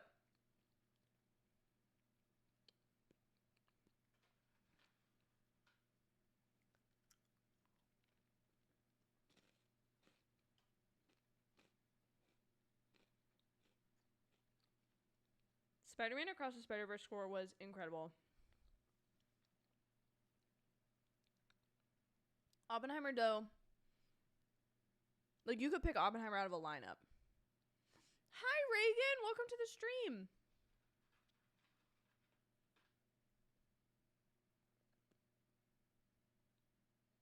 Yeah! Ludwig is the next greatest composer. You're all good, David.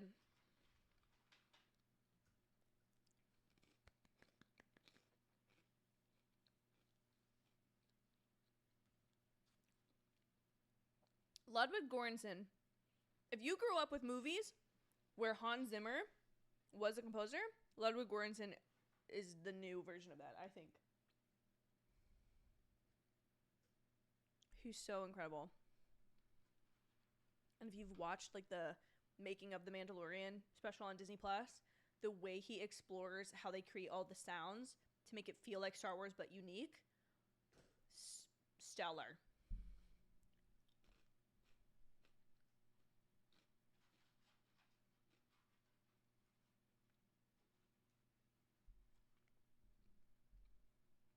David, that swelling music that they're playing when people keep winning, that's iconic. The so good.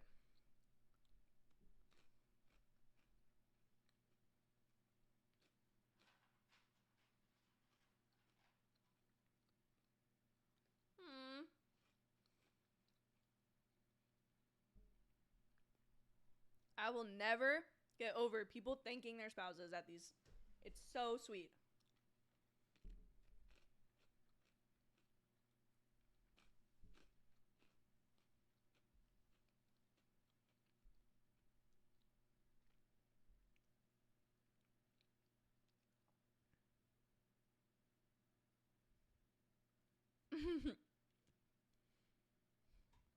I have goldfish that I'm snacking on.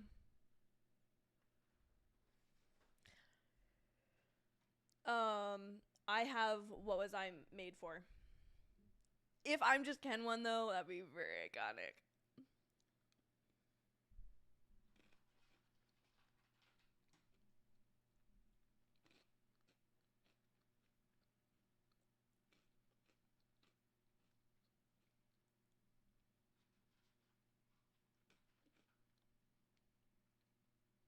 I love this presenter team. John Baptiste.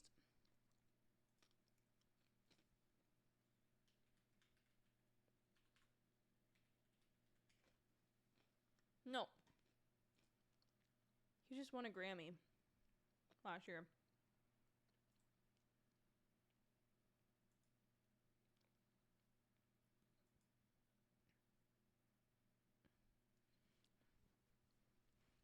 It's got to be a Barbie song. It's got to be a Barbie song.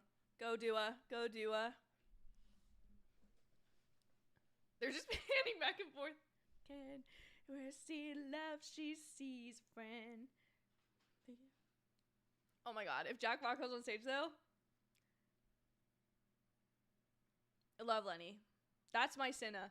That is my Cinna.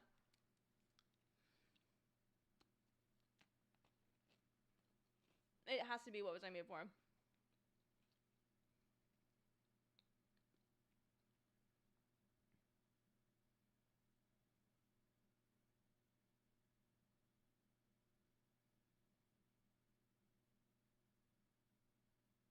Yay! Oh my gosh, I just screamed so loud that my headphone just silenced itself. Oh. I'm gonna cry. Every time I hear this song, I cry.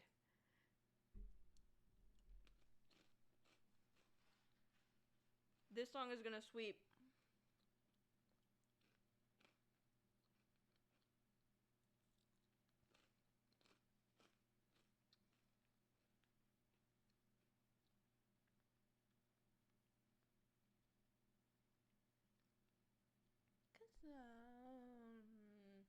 Sorry, I'm not gonna sing on stream. I'm not singing on stream.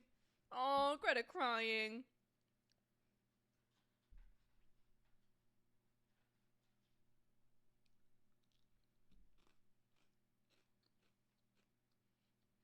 You're right, David. This is the home run.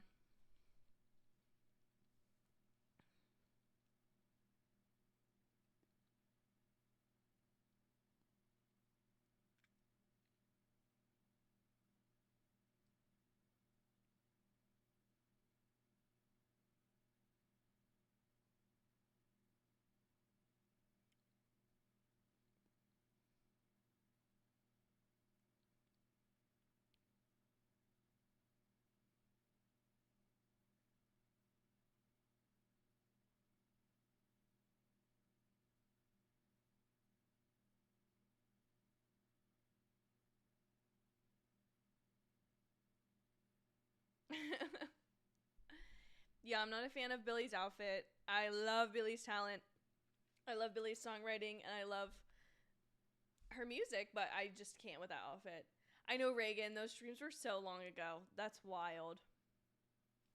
It's wild. Mark Hamill! Mark Hamill! Fun fact, though, I don't like Luke Skywalker. I always hate Luke Skywalker. I love Mark Hamill, but I'm not a Luke fan.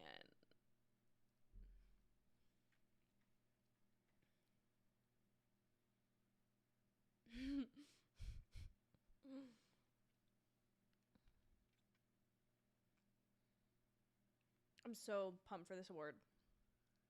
Whatever it is, I'm happy.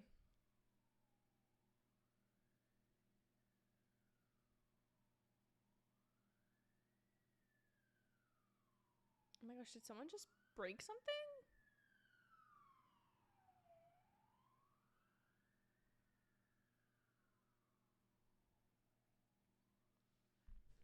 Okay, I voted for Barbie, of course. Bye, Reagan. Thanks so much for stopping by. Stop by anytime.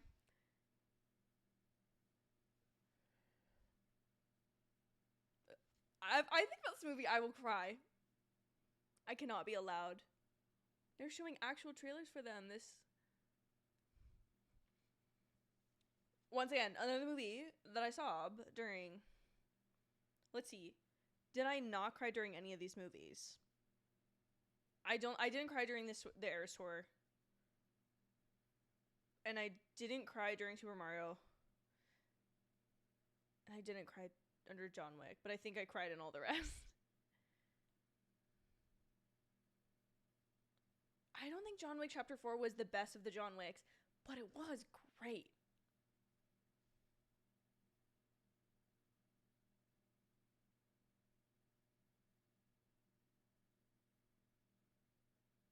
I would love if the HFPA was secretly just like, we're huge John Wick stans.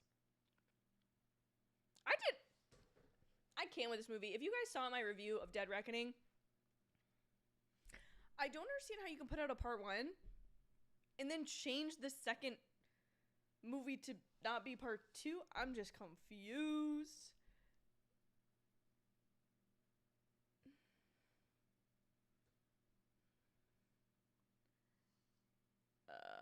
Oppenheimer made me sob also. Here's how I feel. If a movie makes me cry, usually I'm gonna rate it pretty highly, to be honest. Why is my YouTube, like, live? Oh, it's not caught up to live. That's why. It's supposed to go. Ugh. Love Across the Spider-Verse, though. The Super Mario Bros. Movie was fun. Did I cry in Oppenheimer? Yeah, I did. I did.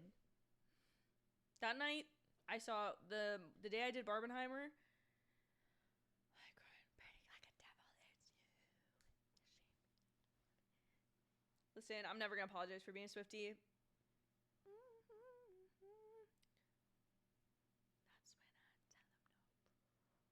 Maybe all the HFPI was like, look, if you give us tickets to the Eras Tour International next year, we will vote for you.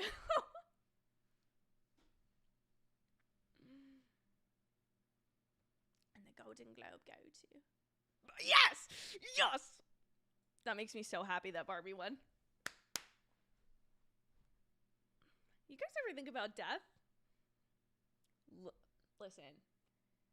Barbie is just... That was the right one to win this as the first award. You've been moving on to the edge. Not Mark Hamill handing Barbie the Golden Globe. That's amazing. Go Barbie.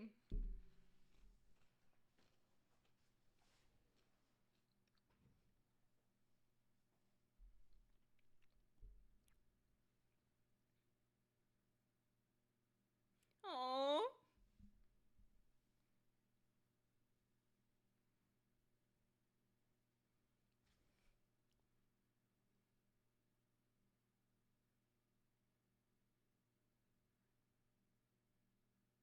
I'm so happy for her.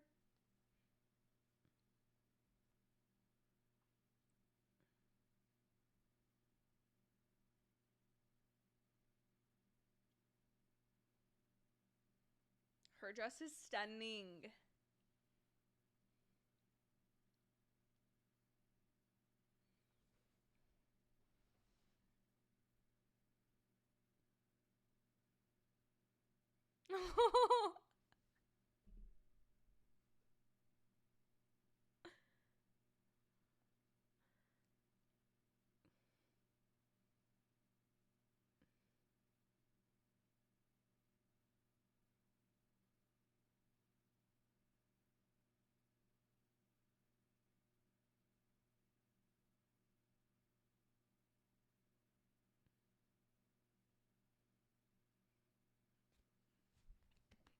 I'm so happy.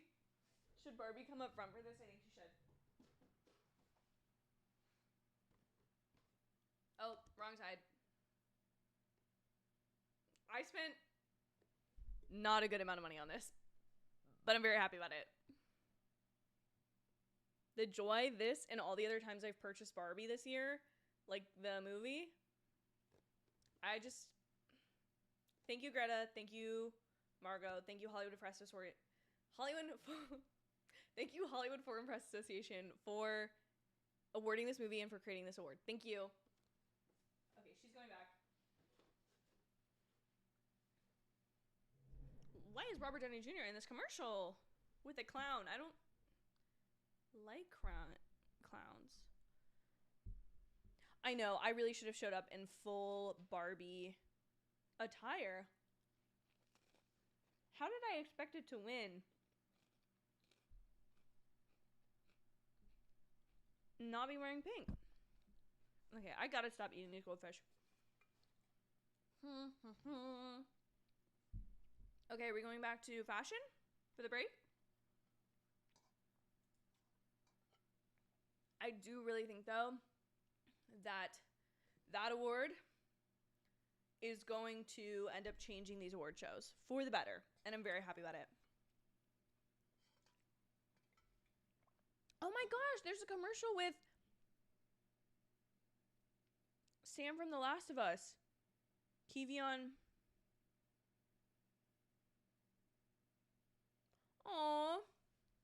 I should wear pink for the Oscars. Let's vote in the chat. Should I wear my wedding dress for the Oscars? What do we think, guys? Okay, this is Issa's look. Like I said before, not my least favorite, not my favorite. I think this is... I feel so mean reviewing fashion because I am literally wearing a hoodie and like dirty sweatpants right now, so I shouldn't be. But this is, I feel like it's kind of a safer look. But does it kind of give President Barbie? It kind of does. So, like, this is navy blue, double-breasted. I like the collar. I don't know. I'm sorry, guys. I just don't like really rating men's fashion. Although, Barry Keoghan. This is... Like, if somebody showed up to a date looking like this, I'd probably be like, what are you wearing? But showing up to the Golden Globes like this, when the movie that's been nominated is Saltburn... No spoilers, because I still haven't seen it. I have my screener down here, actually. Oh, I scooted too far. Sorry, everybody. I I have it here, ready to be watched. Am I a little scared? Yeah. A whittle scared. Only wedding dress for Oscars if you drink clear liquids. Yeah, water only. No spilling on the wedding dress. That would be bad. I probably won't bring it up for that exact reason because my luck, I would spill on it. Anyways, Julia Garner. I feel like I've seen her in this type of like halter top before. Not sure I'm a big fan of the look, but does it look horrible? No, I'm just not sure I like it. Oh my gosh. Big fan of this. I'm not sure. These almost look like a violin. I'm a fan of this, and I don't know why I'm a fan of this. I can't explain it, but I love it. In a British accent. I don't even know that I could commit to that for too long. Let's see how long I can do it here. Lily Gladstone. Lily Gladstone has this nice boa look, but I'm not quite sure. It's almost too simple without the boa, but now I feel like I'm trying to do the British accent. I don't feel like I feel like if I want to do a British accent for the stream, I want to do like Jamie Tart. It's just poopy. I want to sound like that. So I think this is a bit simplistic, but with the boa, interesting a bit. I'm not sure how I feel. Kerry Mulligan, love the asymmetrical design on the neckline. I like the silhouette. I can't stick to a solid British accent, guys. I might have to quit. This just looks like a naked dress, and I'm not a fan of naked dresses. Sorry, Christina Ricci. It's not that I'm mad at Christina Ricci. I just am not a fan of these type of like naked dresses. They just like, what am I looking at? Oh, stunning. I'm obsessed with this. I'm obsessed. Oh my god, she looks phenomenal. Greta Lee looks phenomenal. Love Greta becoming like a popular name again. Let me turn this off. Simo and Issa are out.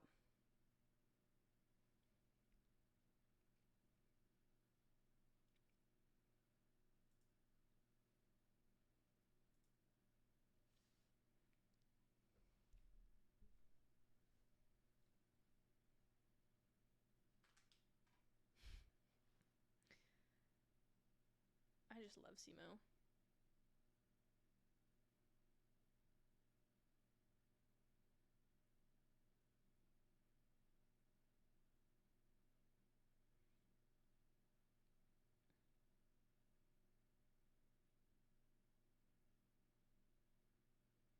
Limited series.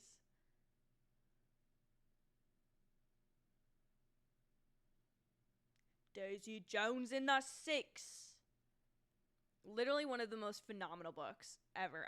Please read it if you haven't. It's gonna be beef though.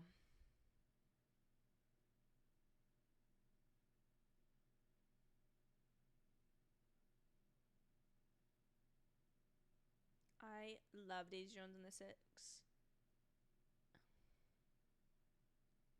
Did Fargo just start coming out? How did it qualify?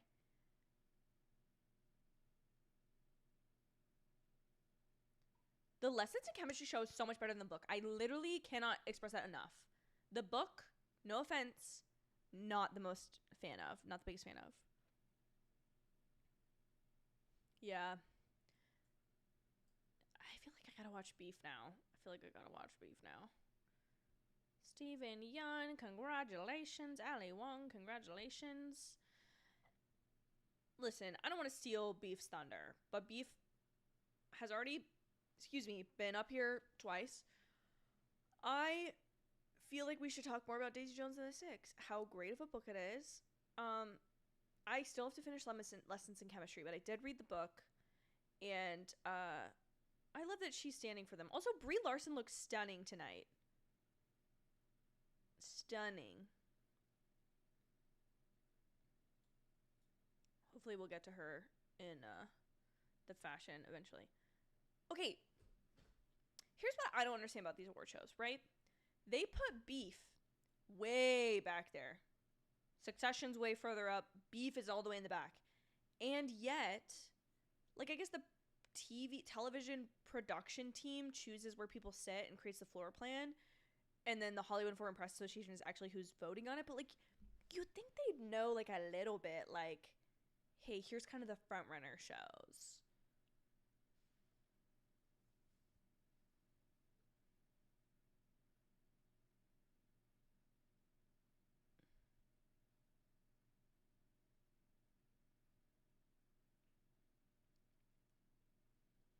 How long have we been streaming now, guys?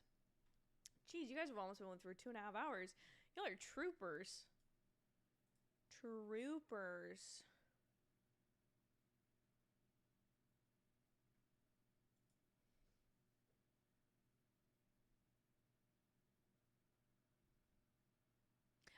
There's something satisfying, though, when, like, multiple different categories for the same thing.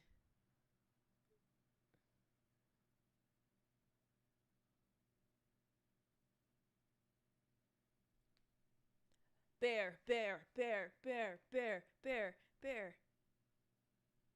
I love Abbott Elementary. I'm behind. Love The Bear. I'm caught up. Have never seen Barry. Loved Jury Duty. Not caught up on Only Murders in the Building, but love Ted Lasso. What's your score? I'm on 6. I have 1, 2, 3, 4, 5, 6, 7, 8. I have 8.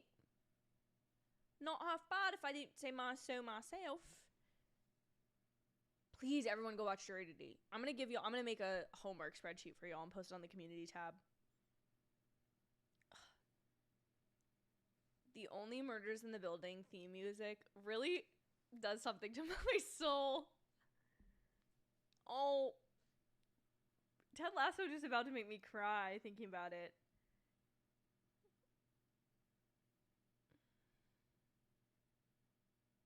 I'm so curious what's gonna win. The Bear, right? Yep. I'd like to change the record. I'm at 9.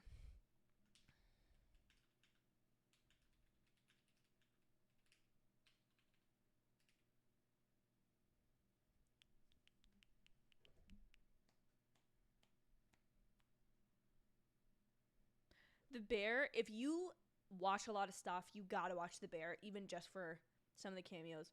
Oh my gosh. Yes, Jeff. The whole kitchen is going up there.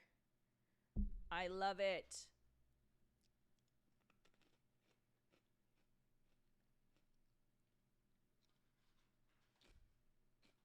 Marcus!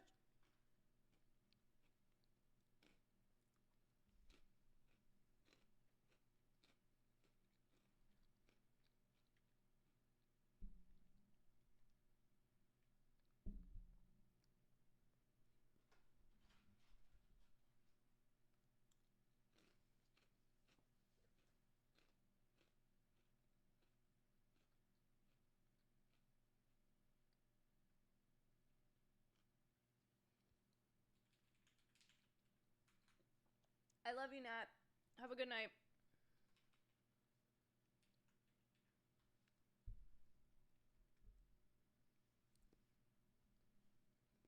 Aw.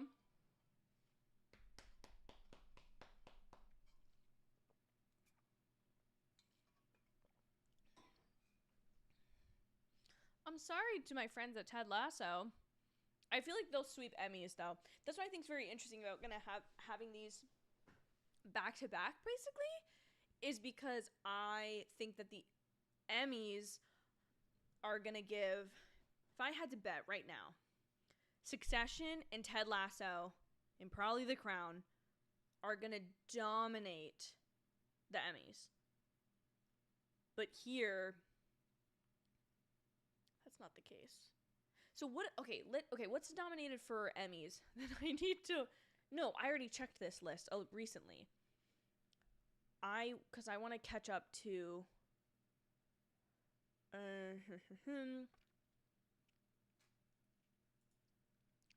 Danny Rojas, Danny Rojas. I have Sarah for actress drama, but could Helen Mirren shock?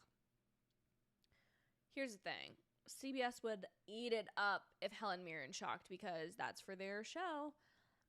Okay, let's see. Emmys, the Television Academy, awards, nominations. No, nominees, winners. Okay. I think I looked through this list of like needing to watch things because this is probably a video I need to make. I'm always thinking about things I need to catch up on. I watched Wednesday. I don't know that Wednesday counts as a comedy. How do we feel about that? I don't, but it feels like the Emmy's trying to be relevant, in my opinion. It was fine. It was a good show. It was fine. Abbott Elementary, great. Jury Duty. I think Ted Lasso is going to get this, but I don't know about The Bear. I feel like the Emmys loves to give some awards in the final seasons, though, except for Better Call Saul. I don't know what went on there. But, okay. What else we've got for the Emmys? I think drama series. This is insane. Better Call Saul. This is the final season of Better Call Saul. Right? Yeah. Andor, phenomenal. Better Call Saul, everything I've heard is that it's phenomenal. House of the Dragon, phenomenal. Succession, phenomenal. The Crown, pretty good. Haven't watched that much of it. Last of Us, one of the greatest shows that came out this year. White Lotus, phenomenal. Yellow Jackets, everything I've heard has been good. How does that go? How does that category go? Outstanding drama for the Emmys. Like, limited series, I'm going to guess Beef Now is going to be my pick for the Emmys. What else do we have? Reality is going to be RuPaul's Drag Race. Oh, did they already give it to him? They already gave it to Ru. Short form, I think you should leave. I would agree with that. I wonder when it comes to actors, like, I guess Kieran's gonna win. I don't know. It's sad because The Last of Us in any other given year would have absolutely blown this out of the water, I think. Maybe I'm wrong, though.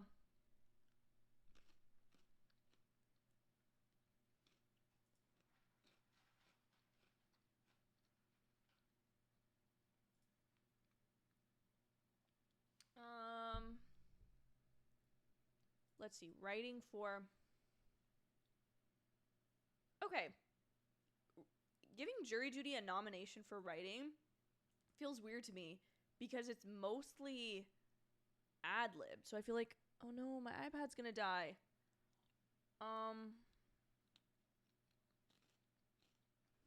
may need to figure this situation out. Hold on. Ow! Sorry, guys. I just smushed my finger. I need to plug my iPad in because if it dies, I'm not going to be able to cover the show. So give me just 2 seconds.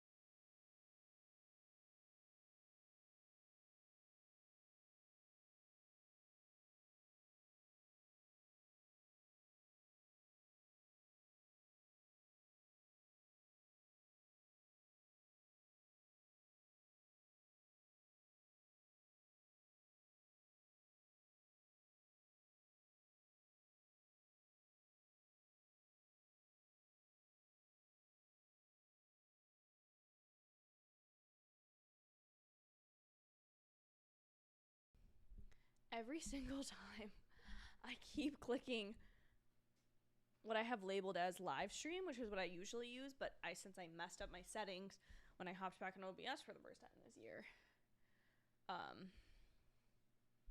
Here comes Dua. And Elizabeth Banks. Actor in the TV series Drama.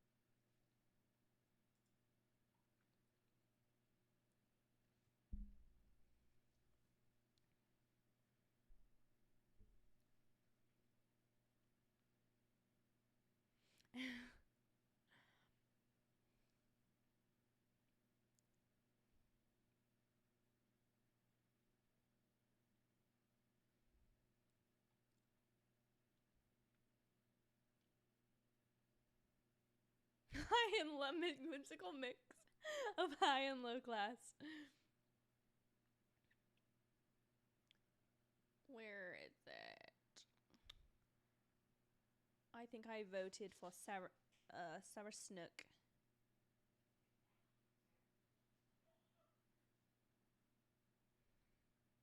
Would love for Bella to win though.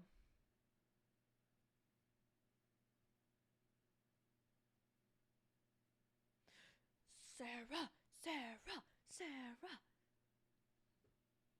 I can't. If it's The Crown. Love that Emma Stone was like, I'm gonna have a TV show and a movie.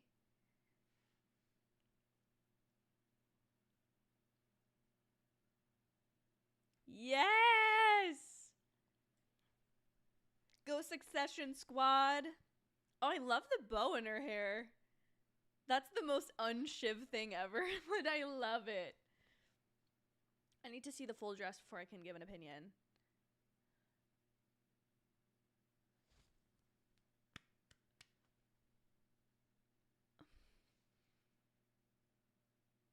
The Succession theme song and the White Lotus theme song. Just like you could catch me in the club.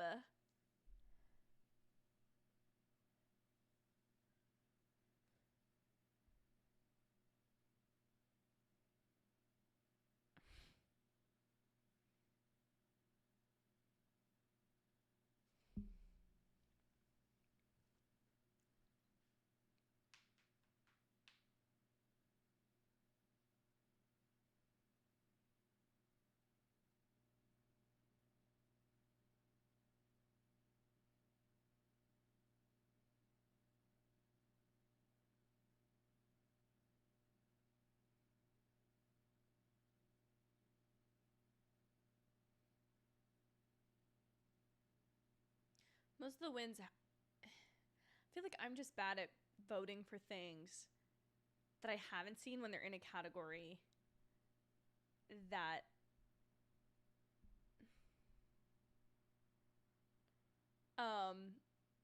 what am I trying to say? I feel like it's so hard for me to vote for things when I'm like, oh, I've heard that's good and I haven't watched it, versus something I like really want to win. Like all the times I voted for Barbie and it hasn't won. I kind of like her dress. I don't usually like these kind of like too.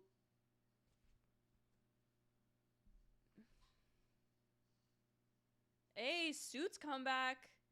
Suits come back. That's wild.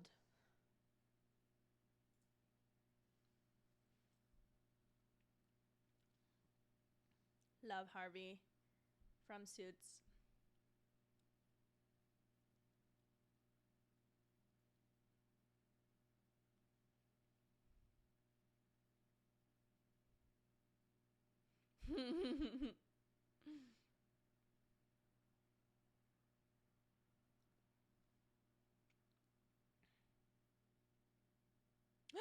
No they're doing a Suits reunion. Christian, they're doing a Suits reunion. Yeah.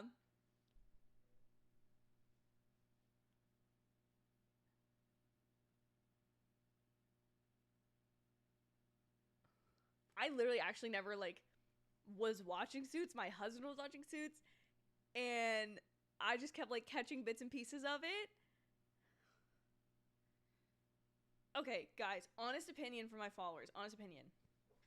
I've had so many people tell me to watch Yellowstone. Based on the things I talk about on this channel and what I tend to like, for those of you who have been subscribers for a while, do we think I would like it? I kind of want to watch this 1923 because it has Harrison Ford and Helen Mirren in it, but I don't know that I want to watch everything else.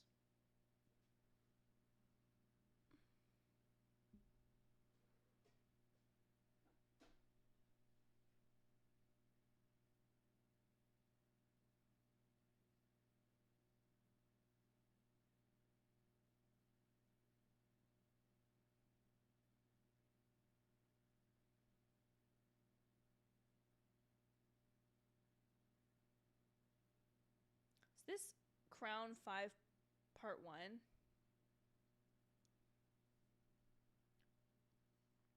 I voted for The Last of Us, but I have a feeling it's going to be Succession.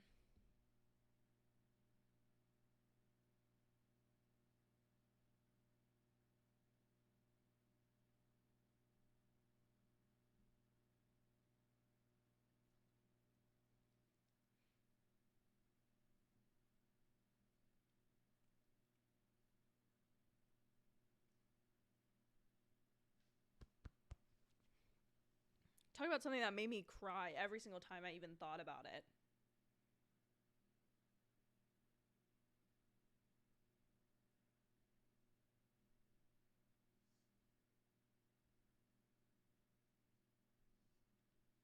Gosh. What a good... I know this sounds weird, but this is one of those shows that I can't wait to be like, I watched this live.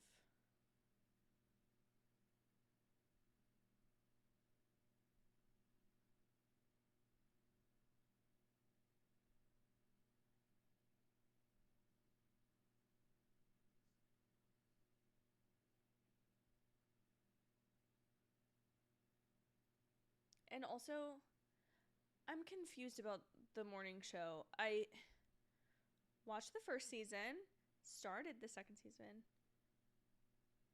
Oh, the last season of Succession. This is where I think the Emmys is better for this kind of thing. Connor's wedding episode, phenomenal.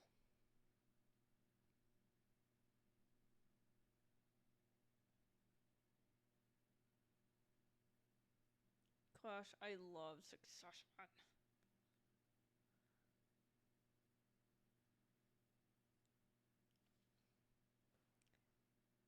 They gonna start playing the match. Yeah, in the middle of the... I should have voted for that.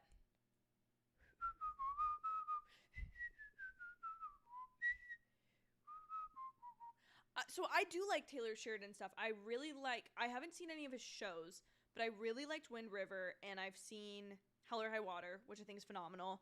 And I don't know what else Taylor Sheridan has done.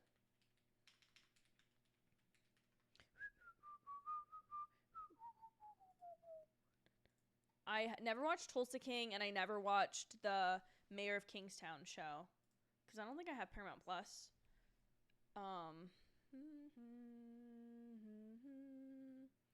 Guys, I kind of want to start rewatching Succession. I can't lie to you. I feel it in my bones. It's like a vote for Apple TV every year. Yeah, that almost makes me wonder if, like, Apple TV, how much control you got over this situation?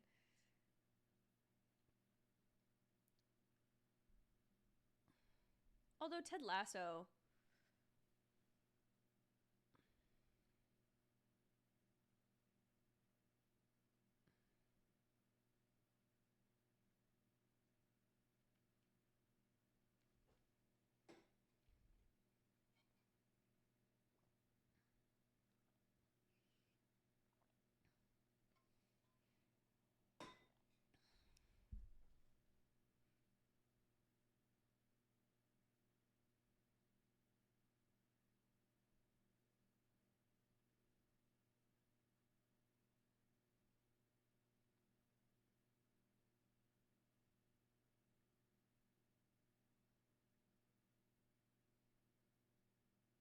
I also love a show when they say,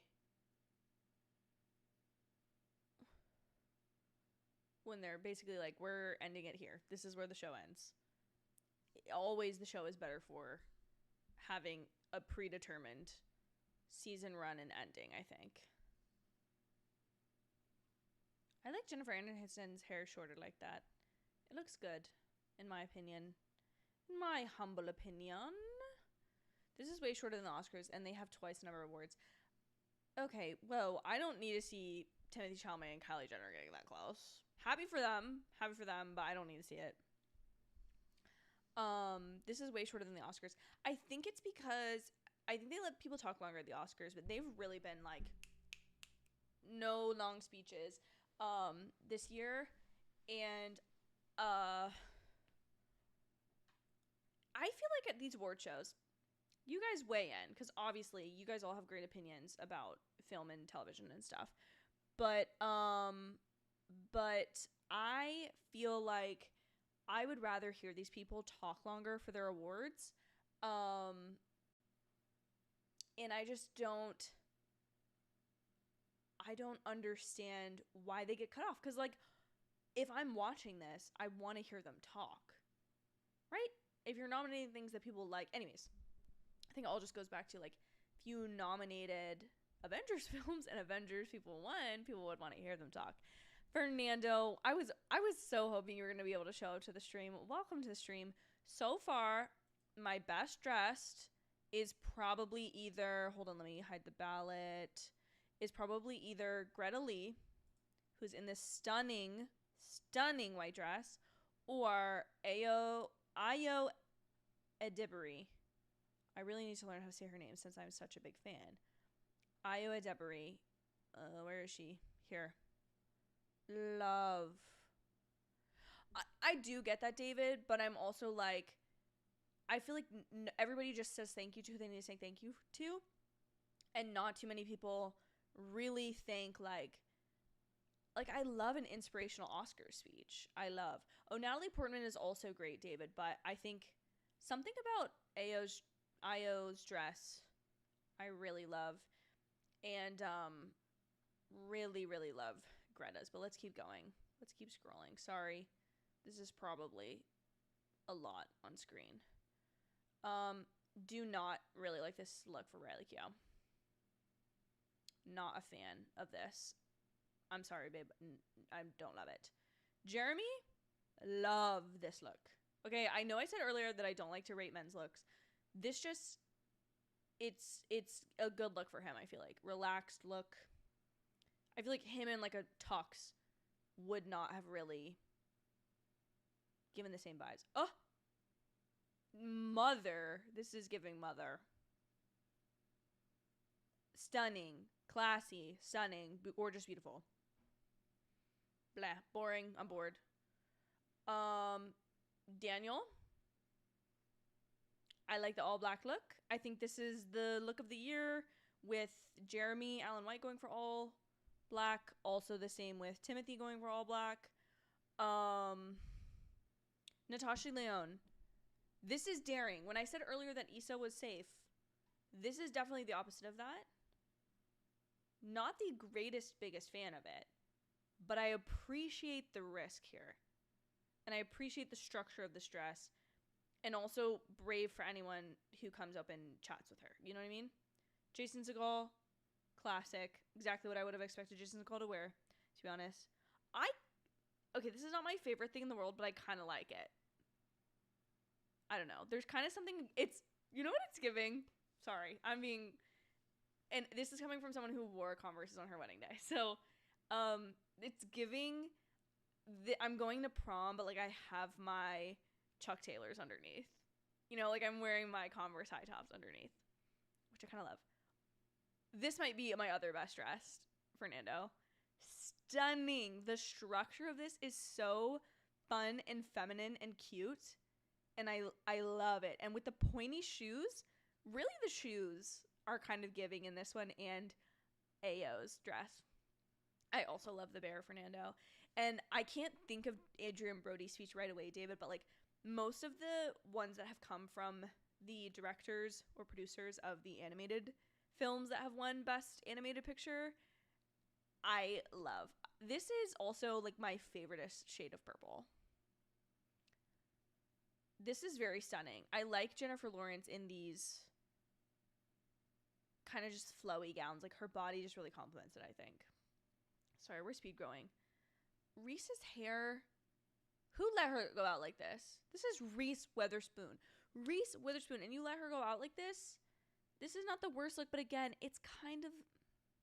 I love you, Reese. I love you. I love your book club. I really do. Thank you for making You Again, and thank you for Four Christmases. Lessons in Chemistry is great, Fernando. I agree. But this is... It kind of looks like Mom at the PTA gala. You know? Obsessed. Stunning. Although this looks like a flip-flop. We need more structure here, babe. We need more structure. Okay, hold on. Will Ferrell just walked out with the hair needs to be up for who? David? Kristen Wiig and Will Ferrell just walked out.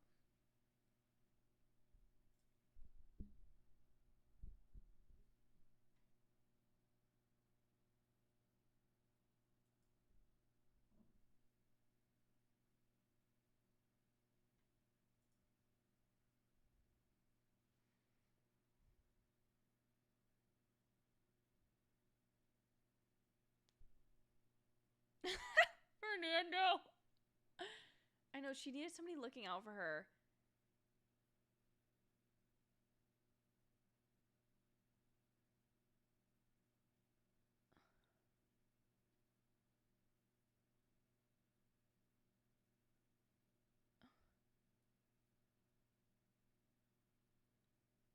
Okay, can I ask a genuine question?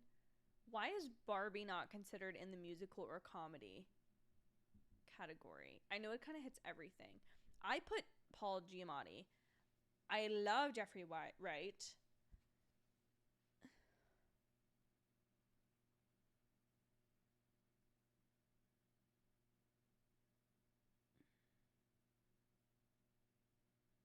I don't know that I like this bit they're doing.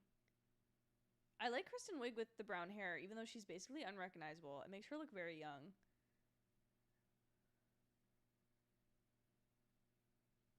This is the kind of bit, I'm sorry, this presenter bit is really telling me that everyone else is drunk at this party. Because this is awkward from home. Fernando, my snubs are all when Barbie wasn't picked, but I also do understand. And also past lives. That I feel like that was snubbed.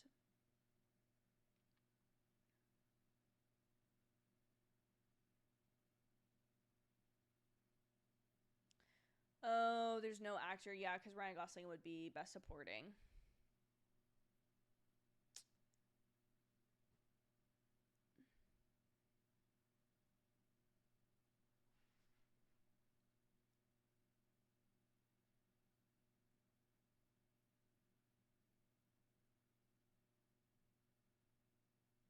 Oh, yes. Across the Spider-Verse was a huge snub. Thank you, David, for that reminder.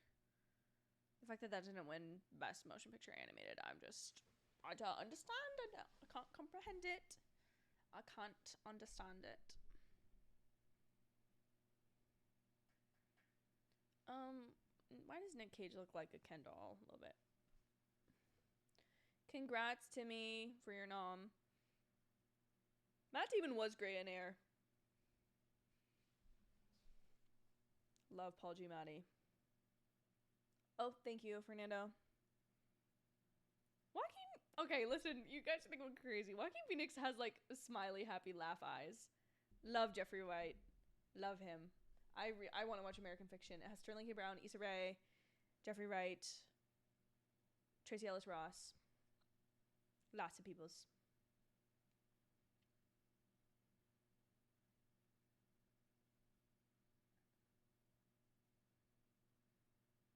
There it is. From Big Fat Liar to here, guys. Here we are.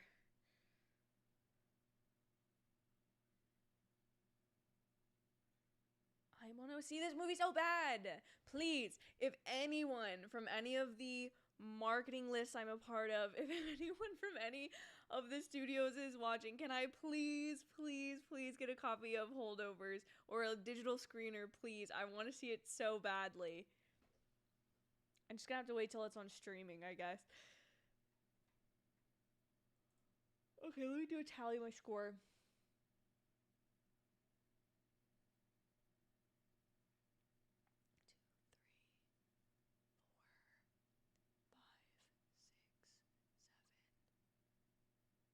9, 10, 11, 12. I'm at 12. How's everyone else doing?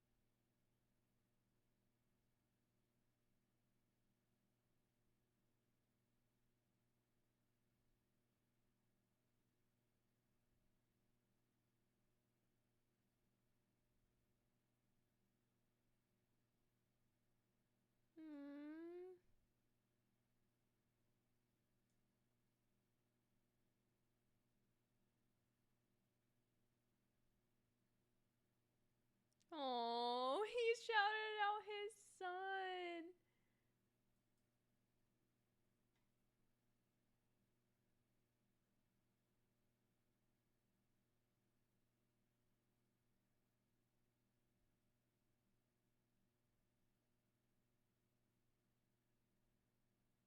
Okay, I have to ask the question. Is Mark Ruffalo's wife sitting in his lap? Did they not have a chair for her? Is there an empty chair next to her that she's not sitting? Or is she just sitting in it and leaning back on him? I need to know. This is something I need an answer to. Annette Bening and Jodie Foster coming out for Naiad. Naiad, okay, guys, I actually need to film shorts or a video. I think shorts are probably the best method. Opening all the press boxes I got this year. They're all just sitting in my office. I've looked through them. I've sneak peeked. But I really want to like celebrate this exciting thing that I get to have because of y'all.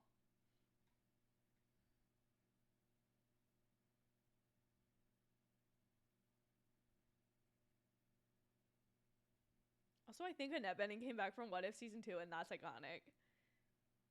Would love Jodie Foster in the MCU, actually. That's going to be my new answer when people ask that.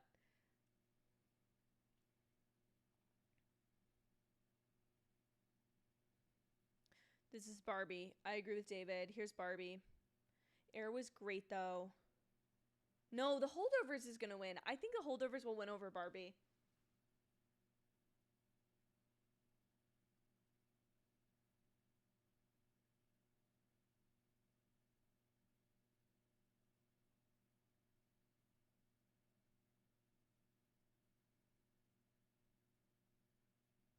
I haven't seen May December yet, Fernando, but I really want to.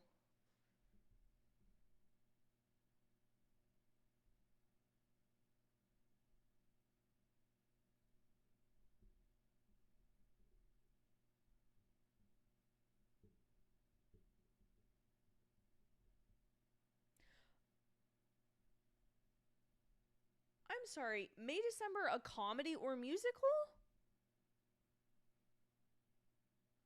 Oh, I don't think Barbie's gonna win this one. I think it's gonna be Poor Things or Holdovers. It's not gonna be Barbie.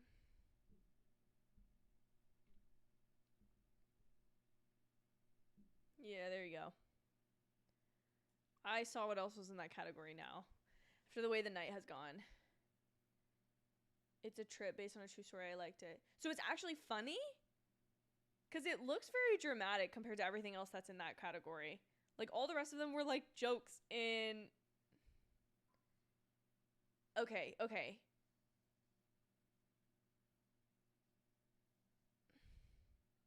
yeah, I was like, I'm confused.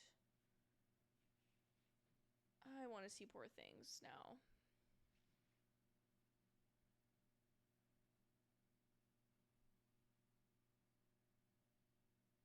Very dark comedy.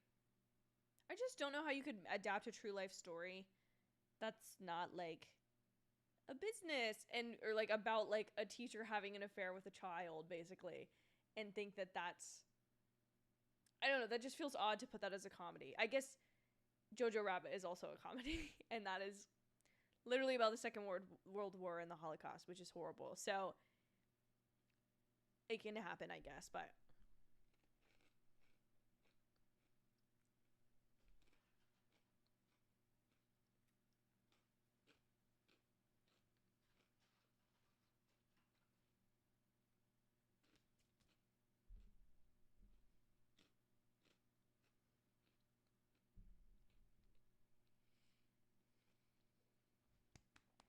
congrats to Poor Things.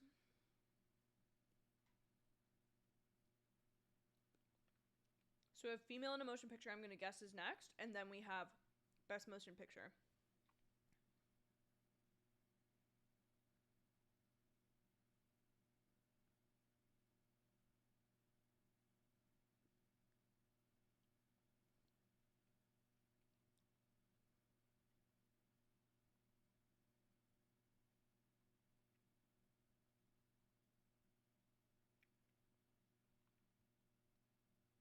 Sorry, guys. My mom texted me. Sorry. Have I finished the box yet? No, it's a very large goldfish box. So it's, I haven't eaten that many, to be honest.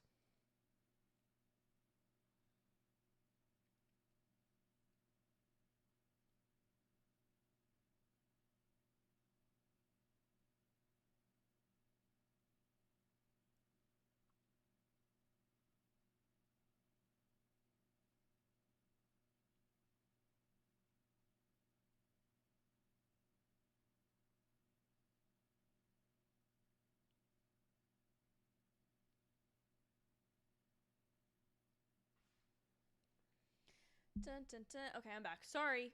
Let's scroll through the fashion again. Because I have a feeling after this commercial break, we're going to be done. Okay. Reese, I'm bored. I'm sorry. I like this look. This looks like a flip-flop.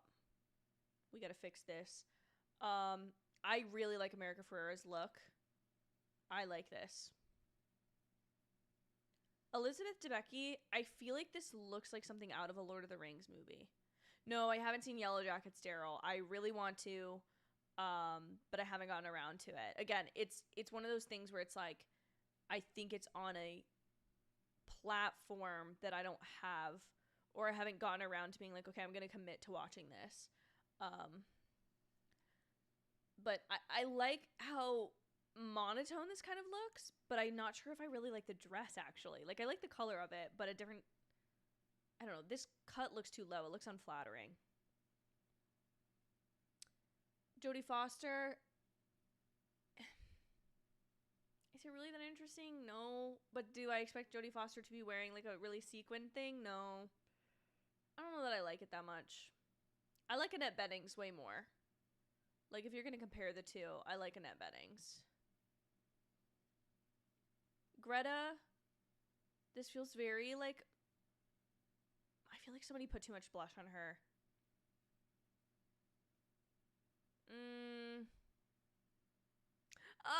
I don't know that I like it. I'm sorry, Greta. I'm sorry. I feel like she could have a way more flattering neckline.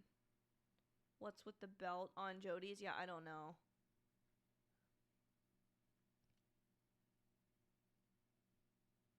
I like Rosamund Pike's dress, but I don't like this headpiece. Okay, hold on.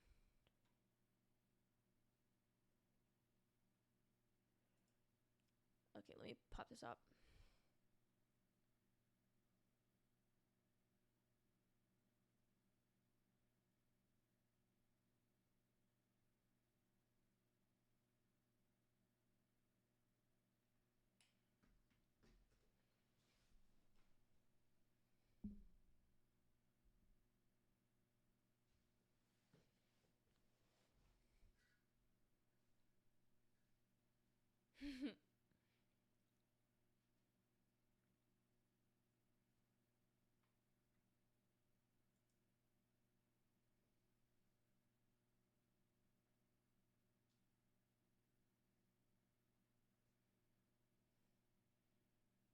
I have Greta Lee.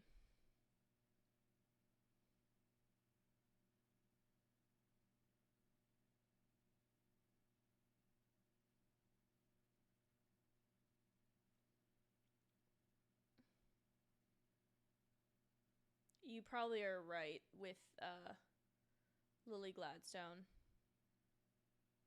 I haven't seen Killers of the Flower Moon, but or I don't know. I kind of feel like it might be Sandra. I want it to be Greta Lee, but I feel like it's been snubbed twice.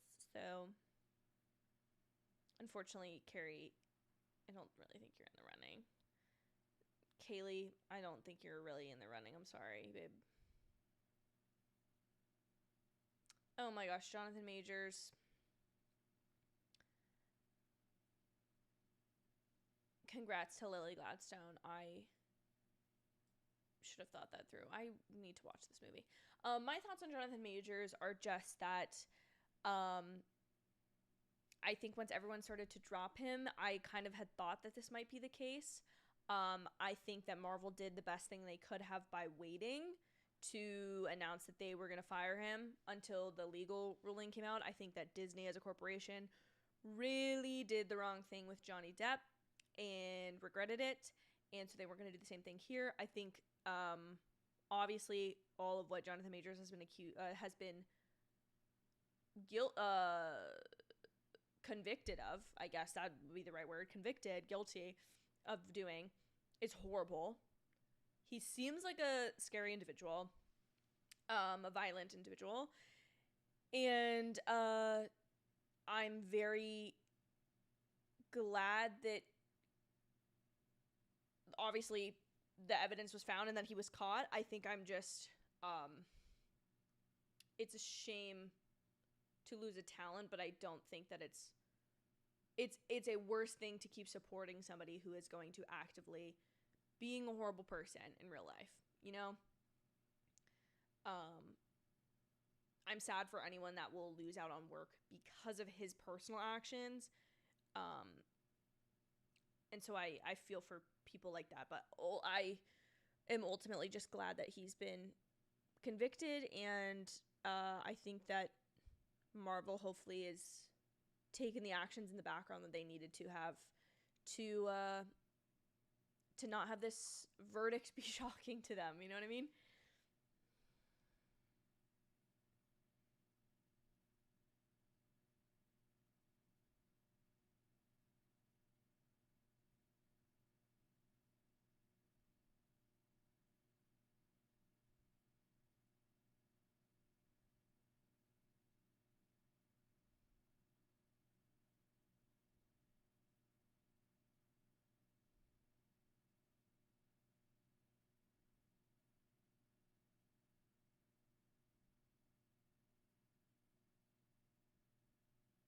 Sorry, I got entranced by Lily Gladstone's speech.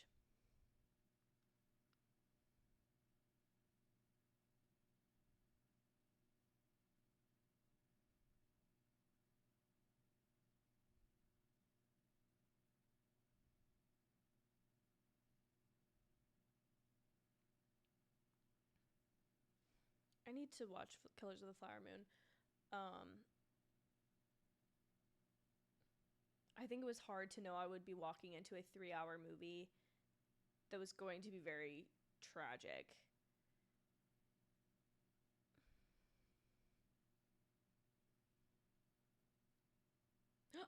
She said Sasha.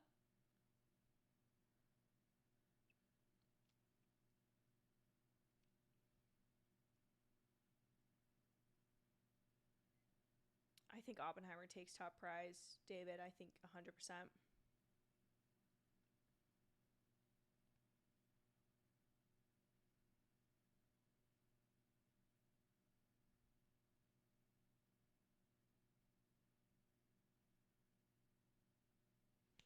Congrats to Lily. 3.5-hour movie. Yeah, that's the thing.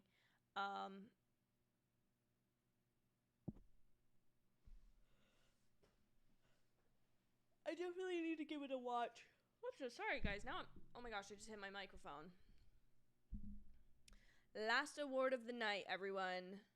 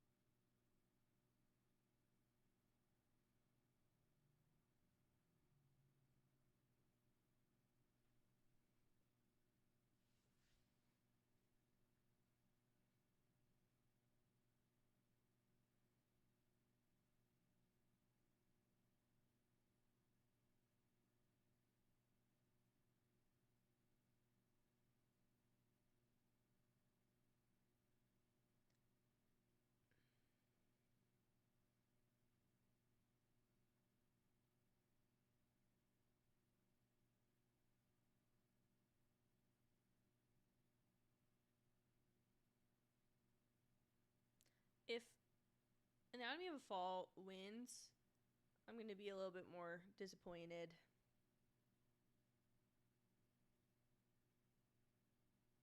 Like, which is not fair of me because I haven't watched it.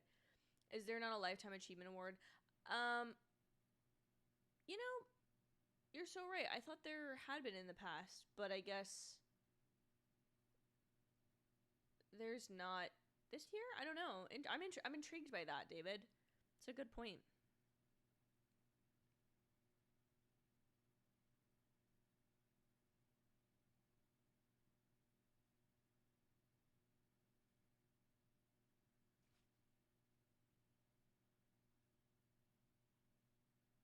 There we go. I think I would like to watch Anatomy of the Fall. You know what honestly will happen? I think when Oscar nominations come out, and this is bad, but if there are movies would like really want to see from 2023 still, and so I'll naturally watch those. But I think if there are movies that are nominated for Best Picture at the Oscars or like top things, which I'm gonna guess like Killers of the Flower Moon will probably be, I'm gonna try to watch them by that point, so that I can have like a better repertoire of films, I guess, to have seen. But it's hard even when people are like, "This is a phenomenal film," to watch it if it just doesn't necessarily intrigue me that much, you know? And I hate saying that because it's like people put years of their life and hard work into it, but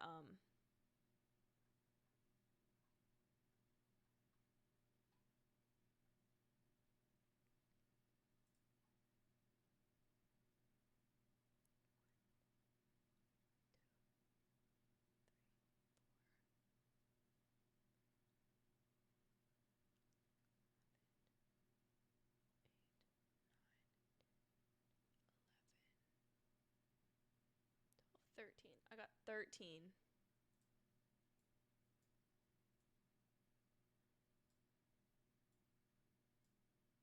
Out of 1, 2, 3, 4, 5, 6, 7, 8, 9, 12, 13, 14, 15, 16, 17, 18, 19, 20, 21, 22, 23, 24, 25, 26, 27.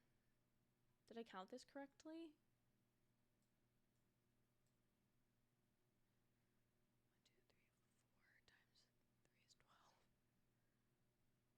1, 2, 3, 4 plus 15 is 27. They should have nominated Godzilla -1. I did hear phenomenal things about that, and I would love to see it.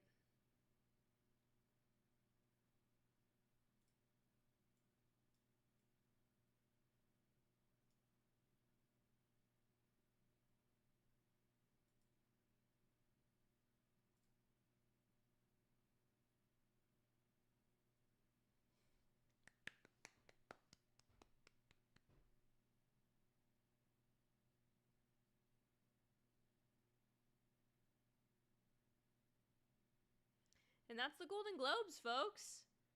How did you all do? Give me your rating. We're done right at before 11:05.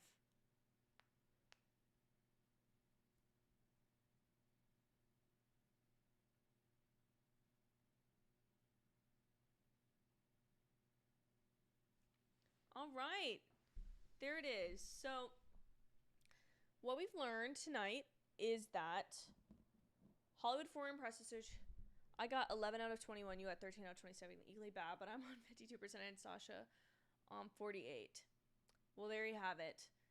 There you have it. I am not always the best at these, but I do really love doing the ballots, and I do really appreciate all of you who have joined this stream tonight with the little bit of a mess it was at the beginning, since I hadn't streamed all year. I've got new equipment. I had a lot of fun doing this, and I really appreciate you guys. I am 100% going to do this for the Emmys, I think, as well as probably the Oscars. So if you have not already, I would really appreciate if you spent 3 hours with me and you haven't subscribed. That's I feel like you could probably stand seeing me in your subscriptions box on YouTube a couple times a week. But I am really, really, really excited about doing more live streams this year, about videos coming out. Just this year, I have posted already my review of the Iron Claw. Sorry, forgot it for a second. Wish. And yeah, for the next 2 award shows that are coming up, or at least the Emmys, since I can promise you, since that's in about a week, I will come a little bit more prepared, set everything up ahead of time. You guys should get like a start of stream a little bit sooner. I'll get everything tuned up so that we can have a really great stream. I would really, really love if we could do that. Thank you so much, guys, so much for joining me. Again, subscribe, like this live stream if you haven't already, and look out for my future videos and other stuff.